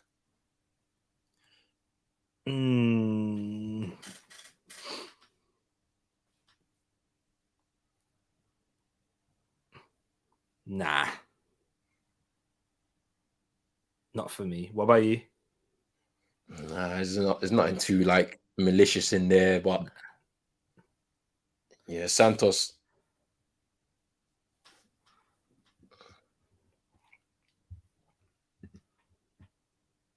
I think it's Youssef who was down.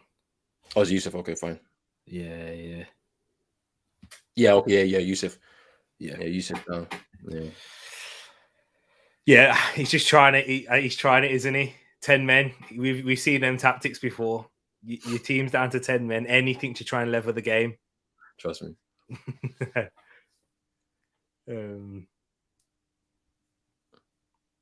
Big up CM in the building. Vincent Abubakar. 2 goals. 2 goals. He should have had a hat trick, to be fair. The ball rebounded into the net off of what's his name? I forgot the guy's name. in Gamalu's cross.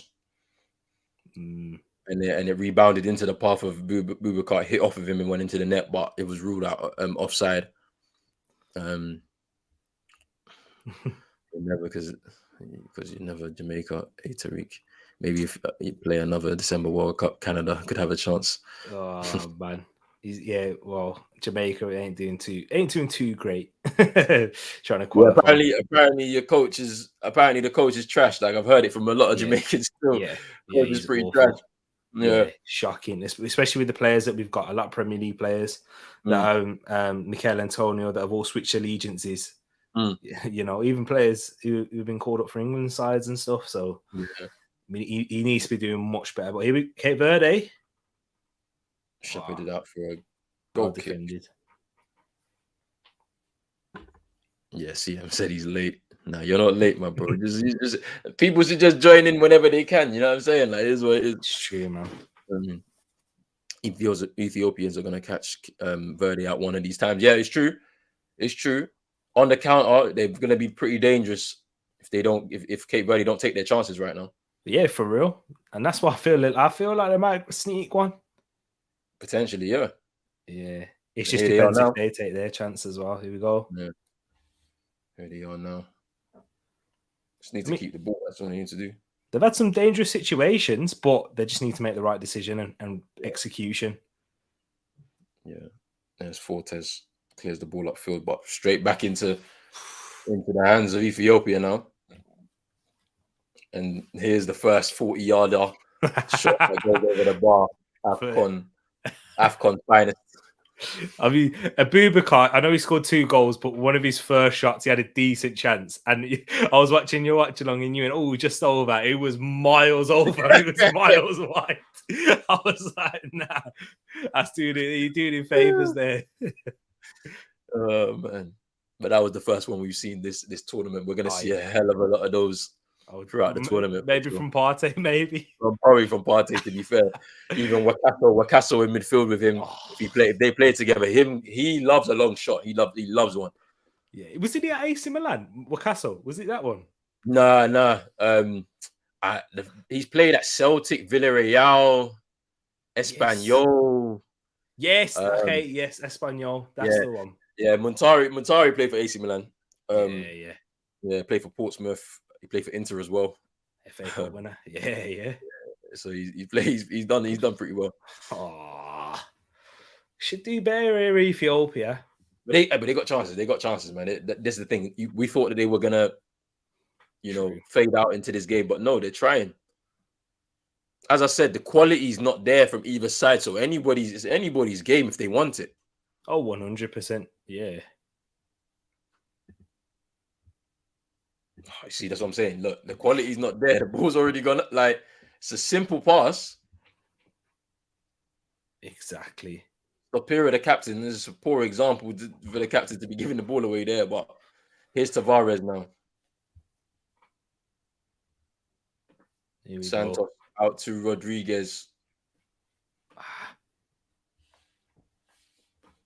Ball goes out of play. Herb Renard getting paid. Yeah, coach in Saudi Arabia. Time sync. I don't know what time you're on, my bro. We're just about to hit 59 now. Yeah, 59. 59 right now. I will try and sort out a timer for these games. I've been trying to sort myself as well. I need to sort one out because I know who to hit up as well. Realist. Yeah, Realist knows what to do in it. So yeah, I just need to find time out. Here's Cape Verde now. Ooh, is it a pen? Is it a pen? This is going to be interesting. VAR will have a look. Is it a pen? Referees kind of let it go.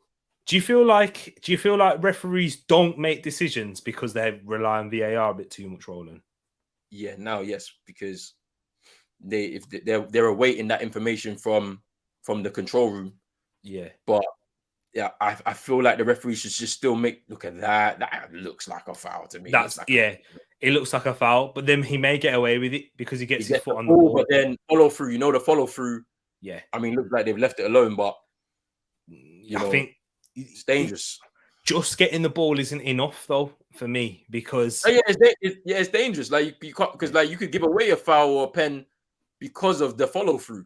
yeah, exactly. Especially because he never had control of the ball either. If he doesn't take the man out, the man can still have control and possession of the ball, innit?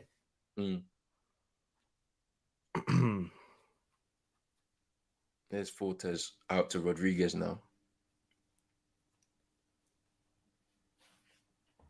High line from Ethiopia. Just one turn and spin.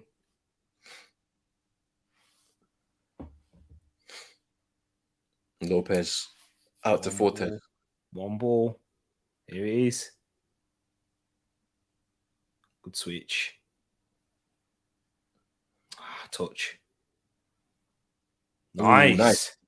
Oh, such a short ball. All right, they still keep it though. Oh, he's offside. He's definitely offside. We saw that from here. Yeah. You can see it, man. Just lazy, man. I'm cheering on Ethiopia, for this one. I ain't gonna lie, they're doing well. Like they've not like backed down. Nobody's heads dropped. They understand that. Look, this is an opportunity here. If we get a point, even it's good enough. 100%. Yeah. But yeah, a couple of changes now.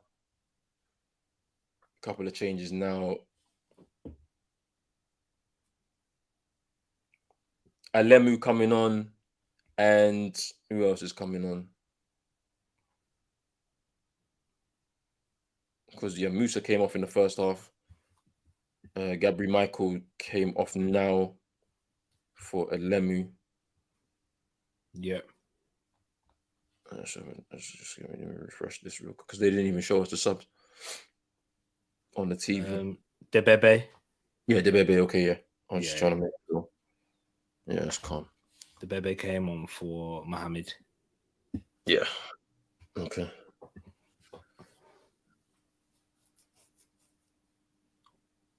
Oh, no. Is it? Yeah, this is what I'm saying.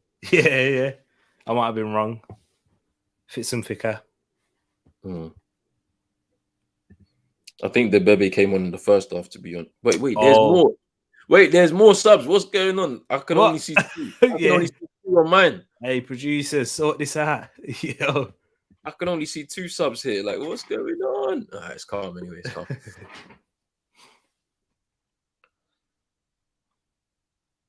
Nice. Played out of pressure there, though. You can see they're not too bad, Ethiopia, but like it's just that little bit of technical security. Just a little bit of quality, man. The quality is just lacking a little bit. As I said, from both sides, to be honest with you. Yeah. But Cape Verde right now, they're in the lead, man. It's a big opportunity for either one of these sides, man. But let's see what they can do. 63 minutes gone. Still 1-0 to Cape Verde. I like it. This player is doing a bit of a madness. He tried to play the ball over the top. That wasn't very good. But that's the second time now he's played out of the press. Yeah. For Ethiopia. I feel like it's Yusuf, or it might be Debebe actually. You know what? If it's you, it'll be. I know. I don't think it's Yusuf. Is it Hamid? I don't know. Might be. No, Hamid's on this side. He's on the ball right now. Yeah. Nah, he's on that left side. It's either the left back or the left centre back.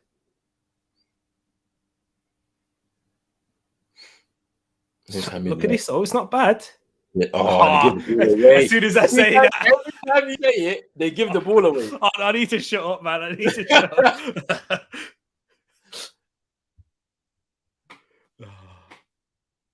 Yeah, look.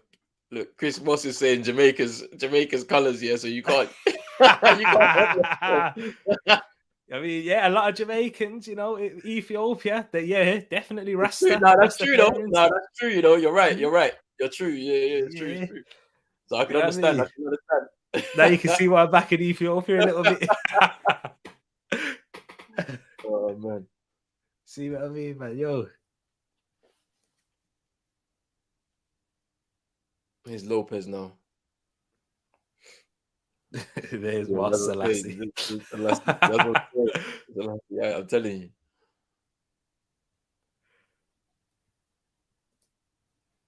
Here's Rodriguez now. Yeah, he's been a bit. He's not really done much in the second half. Rodriguez not looking. Yeah, the quality's just calmed down a bit. Mm. You know, it's become a bit of a scrappy game a little bit as well. I feel like Cape Verde lack a little bit of energy, which is mad because they're the side with 11 men. But here they are. They you know, little bit of passage of play there, little few 1-2s. Yeah, if they score this, if they score out of this, this is one of the best goals of the tournament. Yeah, if they do. And the ball in. Oh my! Oh, no. Ah!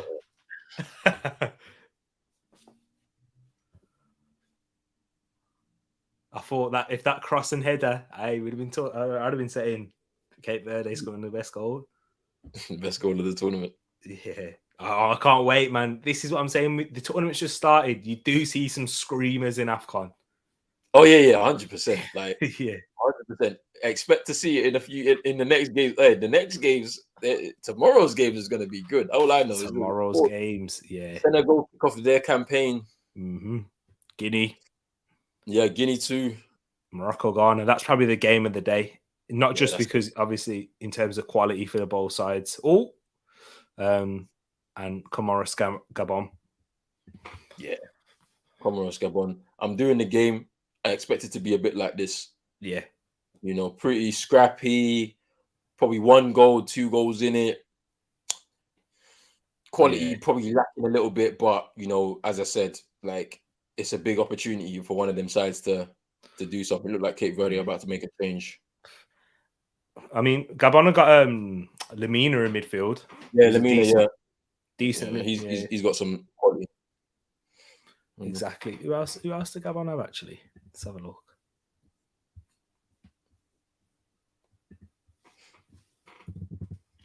Fortes, he gives the ball away. Well, what's happened there? Semedo about to come on now. Yeah, for Cape Verde.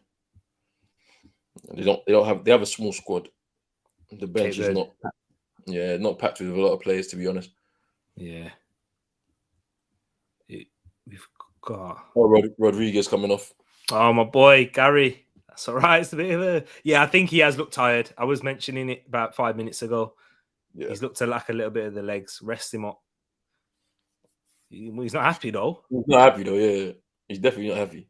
But hey, look, if you get the win, it was his assist, and it's an opportunity like for you to continue in the tournament. Here's Tavares now. Semedo coming to join him in the attack. Oh, poor ball. Could have shot at Rodriguez then. I told you. Quality, man. The quality is lacking. We're approaching the final 20 minutes of the game. Yeah, he's not happy at all. Yeah, he's not happy at all. Angry at the coach, but look.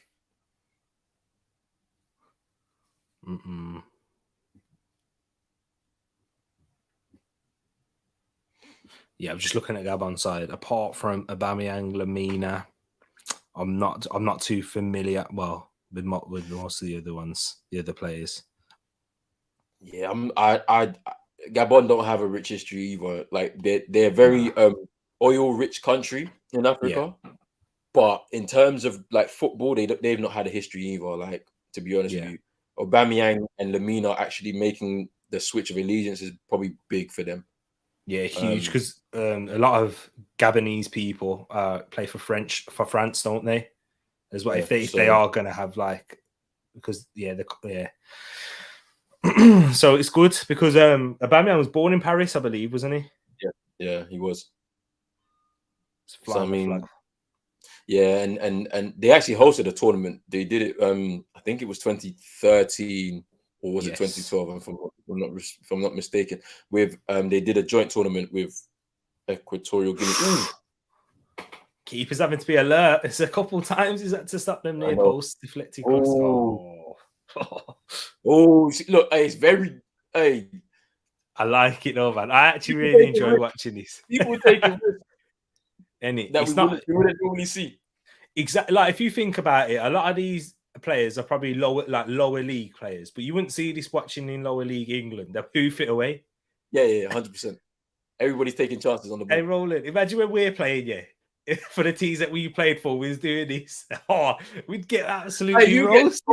you'd be scolded, like literally, like going for half time. Yeah, you're not coming back out. You know, if you're doing stuff like this, Exactly.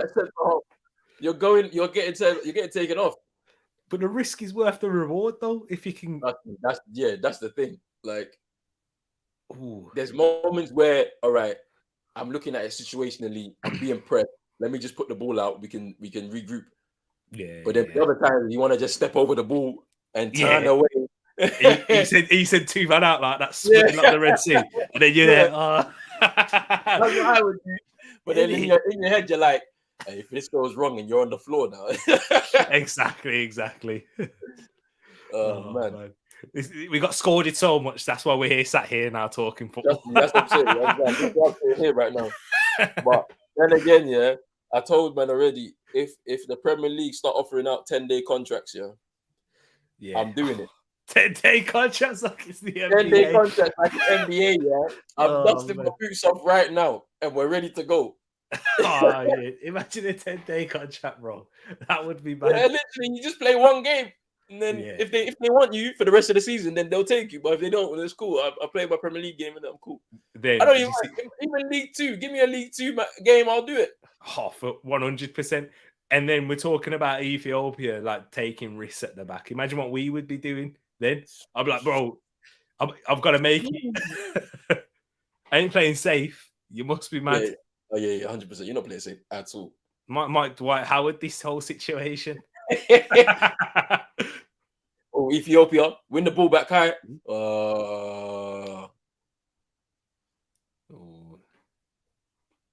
This is the game's not been bad, like quality wise. Final passes. Yeah, just not been on for some of these for both of these teams. To be honest with you, I think I'm not sure, but I think the Ethiopia striker might have been wearing old T90s. You know. Oh yeah. Yeah, do you know the red and white ones? Yeah, the red and white ones. Yeah. I think so. Yeah. It'll be a throwback, that would. Yeah, for sure. Here come Cape Verde now. It's Semedo. Poor ball. That's what I'm saying, man. The quality just is lacking. Borges. 100%. With the ball, they tried to feed it into Tavares, but it was just poor. Guarin saying, I think Burkina Faso showed enough earlier to beat both of these. Yeah, probably. But like as I said, lose that first game, it's pressure, and sometimes the players will crumble under the pressure because if you don't win that game, then all of a sudden you got to win your final game, and then you're facing Ethiopia. Mm-hmm. We're going to be ready to try and stay in the tournament. I don't know. Like it's hard to say. It's hard to say. Yeah, it's true. And then because if we say now, that pressure that puts into the Cape Verde game, Cape Verde have a lot. They can relax a lot more. And then when they come up against Ethiopia in a must-win game, and Ethiopia have no pressure because they've lost to Cameroon, it's a completely different situation. How many times have we seen it in tournament football, in Afcon, World Cups, Euros, teams that underperform, bro? Do you know what I mean? Yeah, like we were saying yesterday on the preview, like usually there is one big team that goes home early. Yeah. Like, so, for in a lot of people's eyes, Egypt are a big team. Of course, they've won the tournament 7 times. So they've held it. They've held it the most times, but they could be the one to go home. And in most people's eyes, they're a big country and a big team that are in this tournament. I believe they go home early. Maybe not group stage. Maybe not group stage, but definitely once they come out of the group, the knockout stages, if they come out of that group with Nigeria. So we'll wait and see. True, exactly.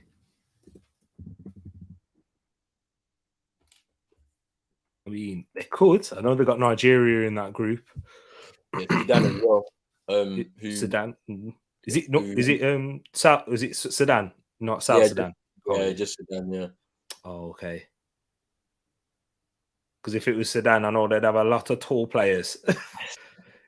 South Sudan, yeah sure. South Sudanese people, they're massive, like Bol, Manute Bol, them man there. Yeah. Yo. I think the average height for a South Sudanese man is 6 foot, which is crazy. Yeah, that's mad. That is crazy. That is crazy. But yeah, that's why a lot of them just play basketball. Do you know what I mean? Because Yeah. it's a lot easier for them to make it. Trust me. Isn't it? I feel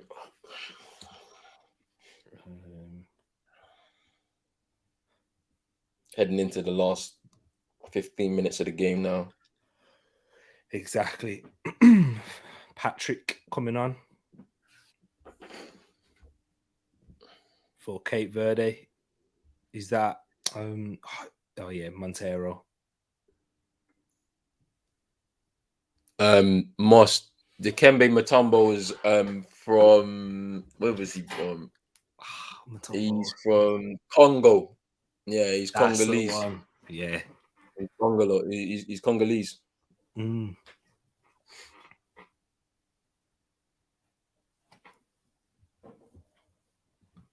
Got big men up in Congo as well. It's a shame for Congo. I was talking about this with Morad in the chat in the preview. Like a lot of their players represent Belgium and imagine because like you'd have the likes of isn't Lukaku Congolese? Isn't he? Yeah, Lukaku. Sambi Lukonga, whose brother plays Sambi for Congo. But they normally qualify for the tournament. It's surprising that they didn't make it this time around. Yeah. You know, like they obviously you got Chancel Mbemba who plays for them. Who used to play for Newcastle. You've got obviously what's his name? Balassi represents them too. Of course, yeah. Who else? They had a striker. I forgot his name. I don't know if he still plays for them, but yeah, like it was it's a shame that they didn't make it because they provide a lot of entertainment for the tournament as well. Like me and Richard talking about, there's a keeper who always used to have this funny kind of like celebration every time they would score. He'd sit on his on his arm. Yeah. So, like, you know, we're missing that, you know, this time around and whatnot. But you know, it's a shame they didn't make it to the tournament. But you know, they're looking to try and make their first World Cup, I believe. So we'll see. We'll see if they can. Exactly. Even Wan-Bissaka might declare, wouldn't he? Wan-Bissaka could declare. He's not declaring. I've had to bring a little United into it. You see the segue, He's people. Not good enough. He's not good enough. That's what we have to say on that. Like, you know what I mean? Here's Cape Verde now with the shots. Just wide. Just wide. It's a good run from Semedo there to create the space for the shot. Yeah, Santos took the shot. Still 1-0. Mbakani, that's the one. Bakambu. Yes, that's it. Christopher Davis with comfort clutch. Mbakani, yes. Look at yourself, Chris, man. Yo, I forgot. And then Masuaku as well. The West Ham fullback. He's also Congolese. Yeah. What happened to them? What I'm saying, like, I don't know what happened. Like, usually they qualify for Afcon, and you know, we got some new faces. Comoros, their first time in the tournament. Yeah. I think Morciana as well, first time in the tournament. So I mean, like, you know, they was able to come through the qualifying stages to get through. His Tavares now. Santos. Oh, good ball. Come on. Got Semedo. You should be finding him at the back post there. Ooh. Corner. DRC, man. Decent ballers. I know we have a Congo, like we have a lot of Congolese people in the UK as well, don't we, Roland?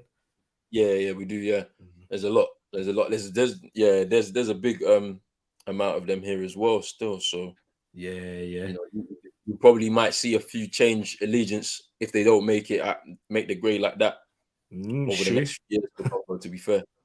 Look at that. I like that from the keeper, that. Yeah, that's me. Ooh. Stop here. Oh, I think he's offside anyway. He's got to finish that, though. Yeah, he's got to finish. He has to finish. You know what, Roland? I think that went like even more wide than we thought. We thought it was, yeah. That's why they're not throwing on replay. Yeah. Oh, he's offside anyway. Oh, You no. can tell. Yeah, Yeah. offside. Oh, Fair man. enough. 10 minutes And left. Ethiopia still have a chance. They need one chance. Definitely. They need one. They get one and score. It's unlikely, I know, but they need one chance here. Here we go. Putting a bit of pressure. If you can play through this, we know Ethiopia have tried. They won't stop. They won't go long. Here's Johannes. Oh. There's Tavares. Semedo. What's happened to Cabral? You know Javain Cabral? He's injured, isn't he? The one who plays for Sporting. Yeah, I think so. He plays for Cape Verde as well, doesn't he? Yeah, he does. But he's not even in the squad. Yeah, I think he's injured. That's a shame because he's probably the best one after Rodriguez. Well, before even better than Rodriguez, I believe. Won a league with Portugal with Sporting Lisbon. Where is Nkunku from? I think he is from Congo as well. Mad, imagine. I think he is. Let's just have a look. Yeah, he's Congolese. Yeah, Congolese descent into as well. Wow. Back in the day when they were called Zaire. Yeah.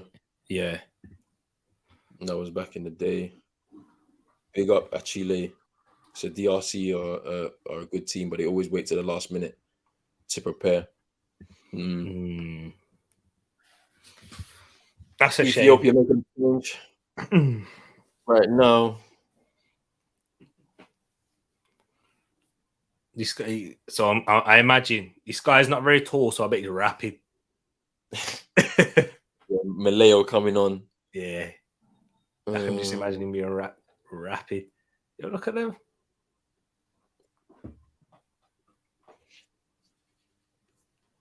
Ethiopia have done a good account of themselves, in my opinion. Oh, 100%. So those 10 men down very early, probably 12th minute? Or let me just double check. What minute was it? Yeah, it was the 12th. Yeah, correct. 12th minute. Like, to still be in the game at this stage, going 1-0 down at halftime, especially. Yeah, it's good to see that they're still in this game. I've actually enjoyed this, I thought it was gonna be a dead game, but it's not been bad, It's just scrappy. Yeah. I like the fact that Ethiopia have still tried to play through a press. They've got into opportunities like this. Will they be able? Don't commit a stupid foul.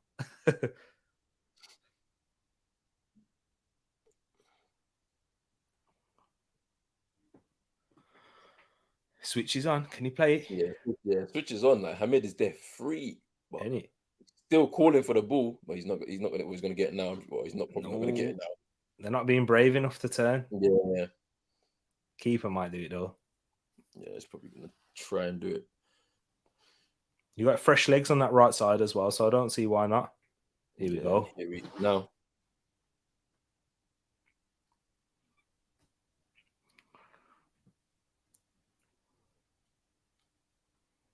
One chance, one opportunity for Ethiopia. Can they get one? Do you think they'll get one rolling? Probably not, man. The way it's looking, like the whole game, it's just not been. They've not been able to get in behind. Yeah, I know. And that's the problem. And despite the fact that for most of the game, Cape Verde have been playing a high line. Look at it right now. Trust. Like they're near enough at the halfway line. It's just he's not winning that header. Yeah. I knew that. It's Tavares now. Can he? Oh. Bro, why are you playing a ball like that to your shortest man on the pitch? Yeah, I know. It's mad, isn't it? They just struggle to move the ball upfield, man. That's the problem. Yeah. Because that started off on the edge of Cape Verde's box as well. Yeah, long ball now. And out of play. Let's get into some more of these comments still. Yeah, Moss saying Congo, Suda freak. South Africa not being in is surprising. Tough groups, good sign for Africa. It's true, because South Africa, they don't have a big history as well. They won it. I think 90. Is it 96? They won it. That's the only Afcon. Yeah, once. Yeah, I think it's 96. They won it.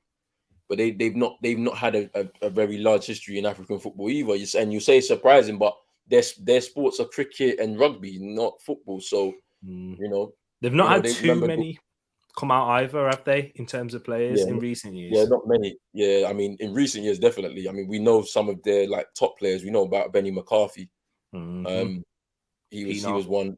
Pinar as well. I mean, but they've not really had many that have come through really over the years. As I said, like their major sports are cricket, rugby. Yeah, and they kill it in rugby as well. Especially on cricket. Oh yeah. Percy Tau, I think he's the last one to come out. He's played in the Premier League and top European football. Oh, nice. That was nice. Not Negbeg from Tavares still.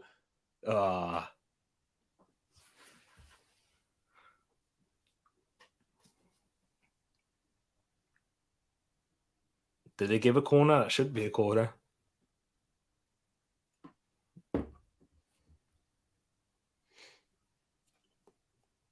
Yeah, they did.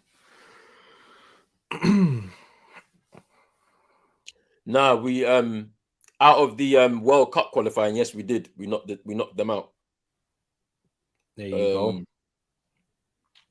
Yeah, Ghana knocked them out in the World Cup qualifying. And yeah, I believe for Afcon as well, actually. I think we were in the same group for Afcon as well. So yeah, we did knock them out. I'm pretty sure we knocked them out in the Afcon group to qualify for this tournament too. So yeah, they don't have a history. So no, exactly. And you expect Ghana to do it. Like they've got probably their best rivalry in African football in Orlando Pirates and Kaizer Chiefs. Yeah, probably. That's probably the biggest football rivalry in Africa, to be fair. Yeah. Bucket list to go to that game. Oh yeah, you want to go to that game, yeah? Yeah, one of the bucket list. Yeah, football in foreign countries is actually pretty good. I remember watching a first division Colombian game when I went to Colombia a few years back. Yeah, it was pretty jokes. Like I was just there, like in the away. I was in the away, and I literally I didn't have a ticket on the day, and I literally rolled up to the stadium, bought a ticket off out, and just rolled in. Like they just checked my ticket. And, it's not bad, Like, can you remember what game it was? Oh, is it? I think the side was Onze Calde. See, I knew. You see, he's an elephant man. Rich is right. He remembers everything. Onze Calde was a team I was in there waiting with, but I forgot who the home team was. Yeah, and it was but it can was you remember the score though? Can you remember the score? I think it was 1-1. Yeah. What was the celebrations like? Oh, they've had a few of them. The away fans were singing the whole game. Like the stadium wasn't too big. It wasn't a big stadium. It was probably fits like maybe 20,000 or something. Yeah. Like they were singing the whole game. It was crazy. Decent, man. And 20,000 ain't too bad. We've had lower than that in the Premier League. Yeah, true. True. It wasn't bad, man, to be honest with you. What about a game in Ghana yet? I've not seen a game in Ghana. I need to go to, my dad's been back in the day when he was in Ghana before he came over here. He watched a lot of national team games still. Should be a goal here. Should be. Here's Semedo now. Crossing to the box spot. Doesn't reach anybody. The pass there to Semedo. Heading into the final minute of the game plus added time. Who's the most successful team in Ghana? I feel like I've heard the name, but I just can't think of it. It's Ashanti Kotoko. Okay, now what is the other team? Accra Hearts of Oak, yeah. Yes, that's the one. They're I think they're second. Yeah.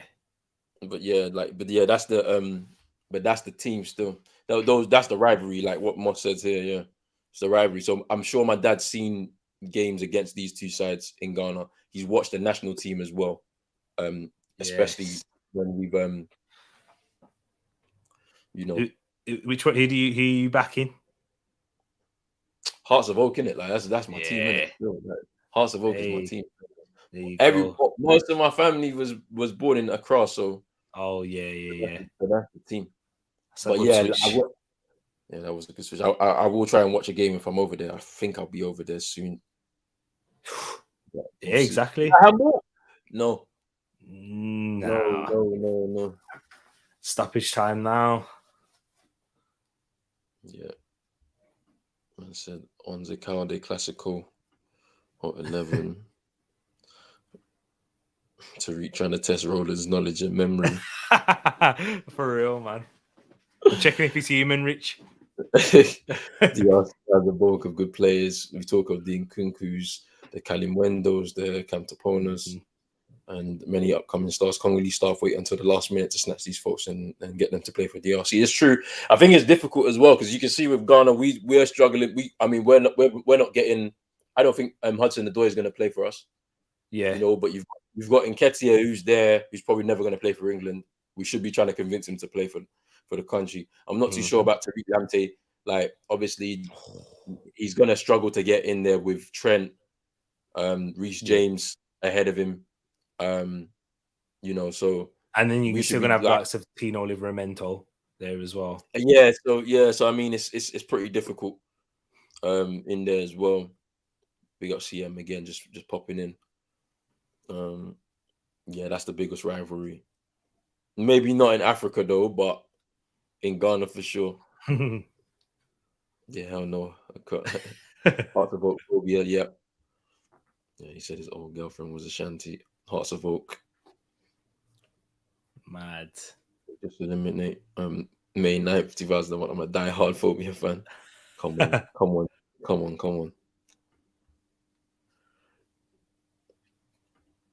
Yeah, I know. Yeah, Alfonso Davis, who plays for Canada, was born in Ghana.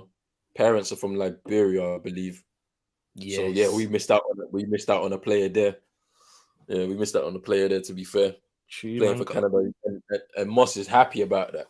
Moss is. I know, right?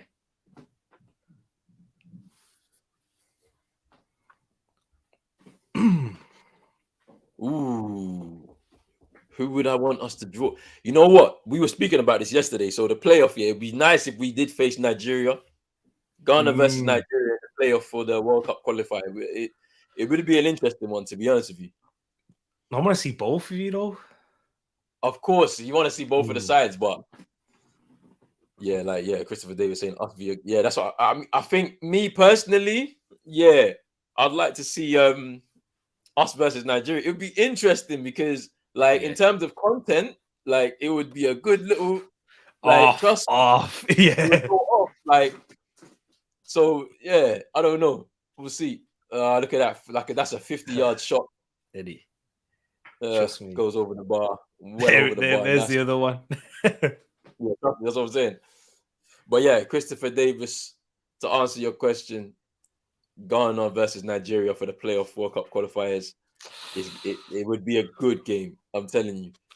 You know, trust me. In terms of content, it would be good. For the countries, the loser is not going to be happy.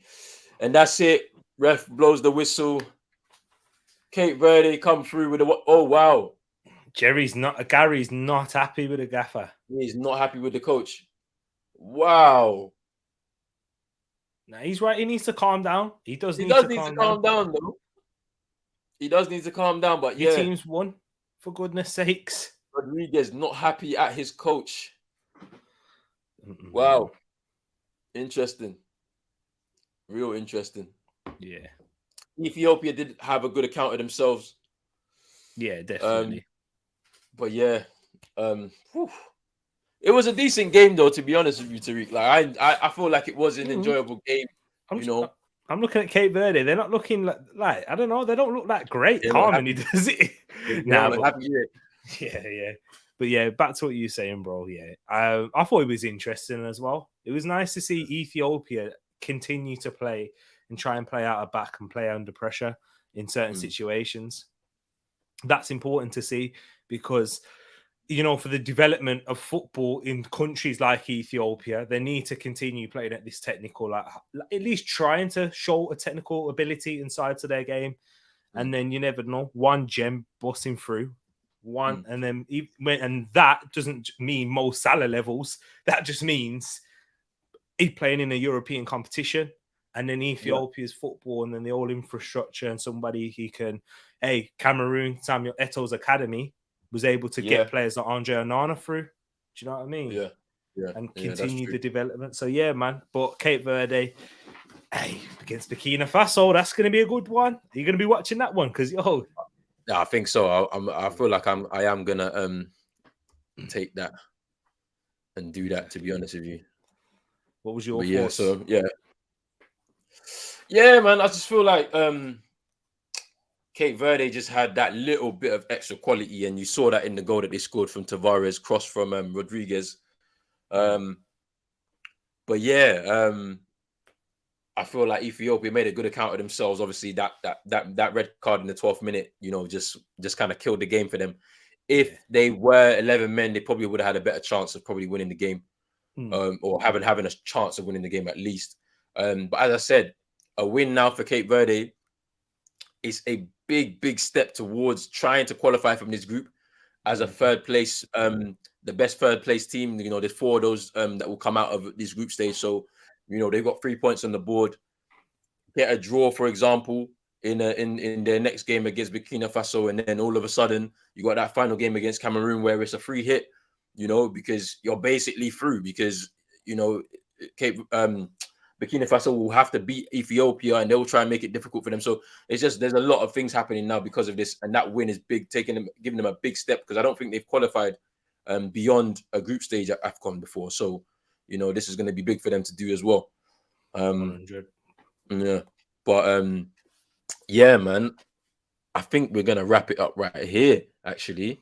But yeah, I want to say big thanks for Tariq to just jumping in on this watch along. Make sure you go subscribe to Tariq Talks on YouTube. But yeah, just give people where they can find you and all of that, and your final thoughts. Man.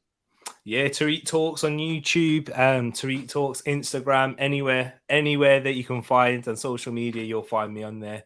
So yeah, man. But definitely thank you to Roland for letting me come on. And bro, I'm always available. I will be for our Afcon. So just let me know if you want me to come on, etc. And I'll be watching the games because I'm loving it. I'm already enjoying it so far. And big up Roland as well. The home of Afcon football is Come on. But yeah, man, big up everybody that's been in the chat. There was a bag of you in this, like early. People was on it, bruv. And I want to thank everybody for coming in, just sharing your thoughts, just coming in, dropping in, just showing some love and support. We'll be back tomorrow, already scheduled up. Ghana, Morocco, 4 p.m. kickoff. So we'll be back for that. It's a big game. Rich will probably jump in a little bit later in that game, and then we'll probably do the Gabon Comoros game at 7 as well. So that'll be interesting to do. And then, as I said, we're just going to be doing as many games as possible throughout the tournament. There'll be a number of different guests. We'll start doing call-in shows as well, so we can get the thoughts of you fans out there, of your different teams, and if you're just watching the tournament as well, to give your thoughts on the games that you've watched. And yeah, we're about to wrap it up right now. Please make sure you like this video, subscribe to the channel. If you are new, hit that notification bell, share this video out there for the people in your networks and all of that. And we are out right now. Peace.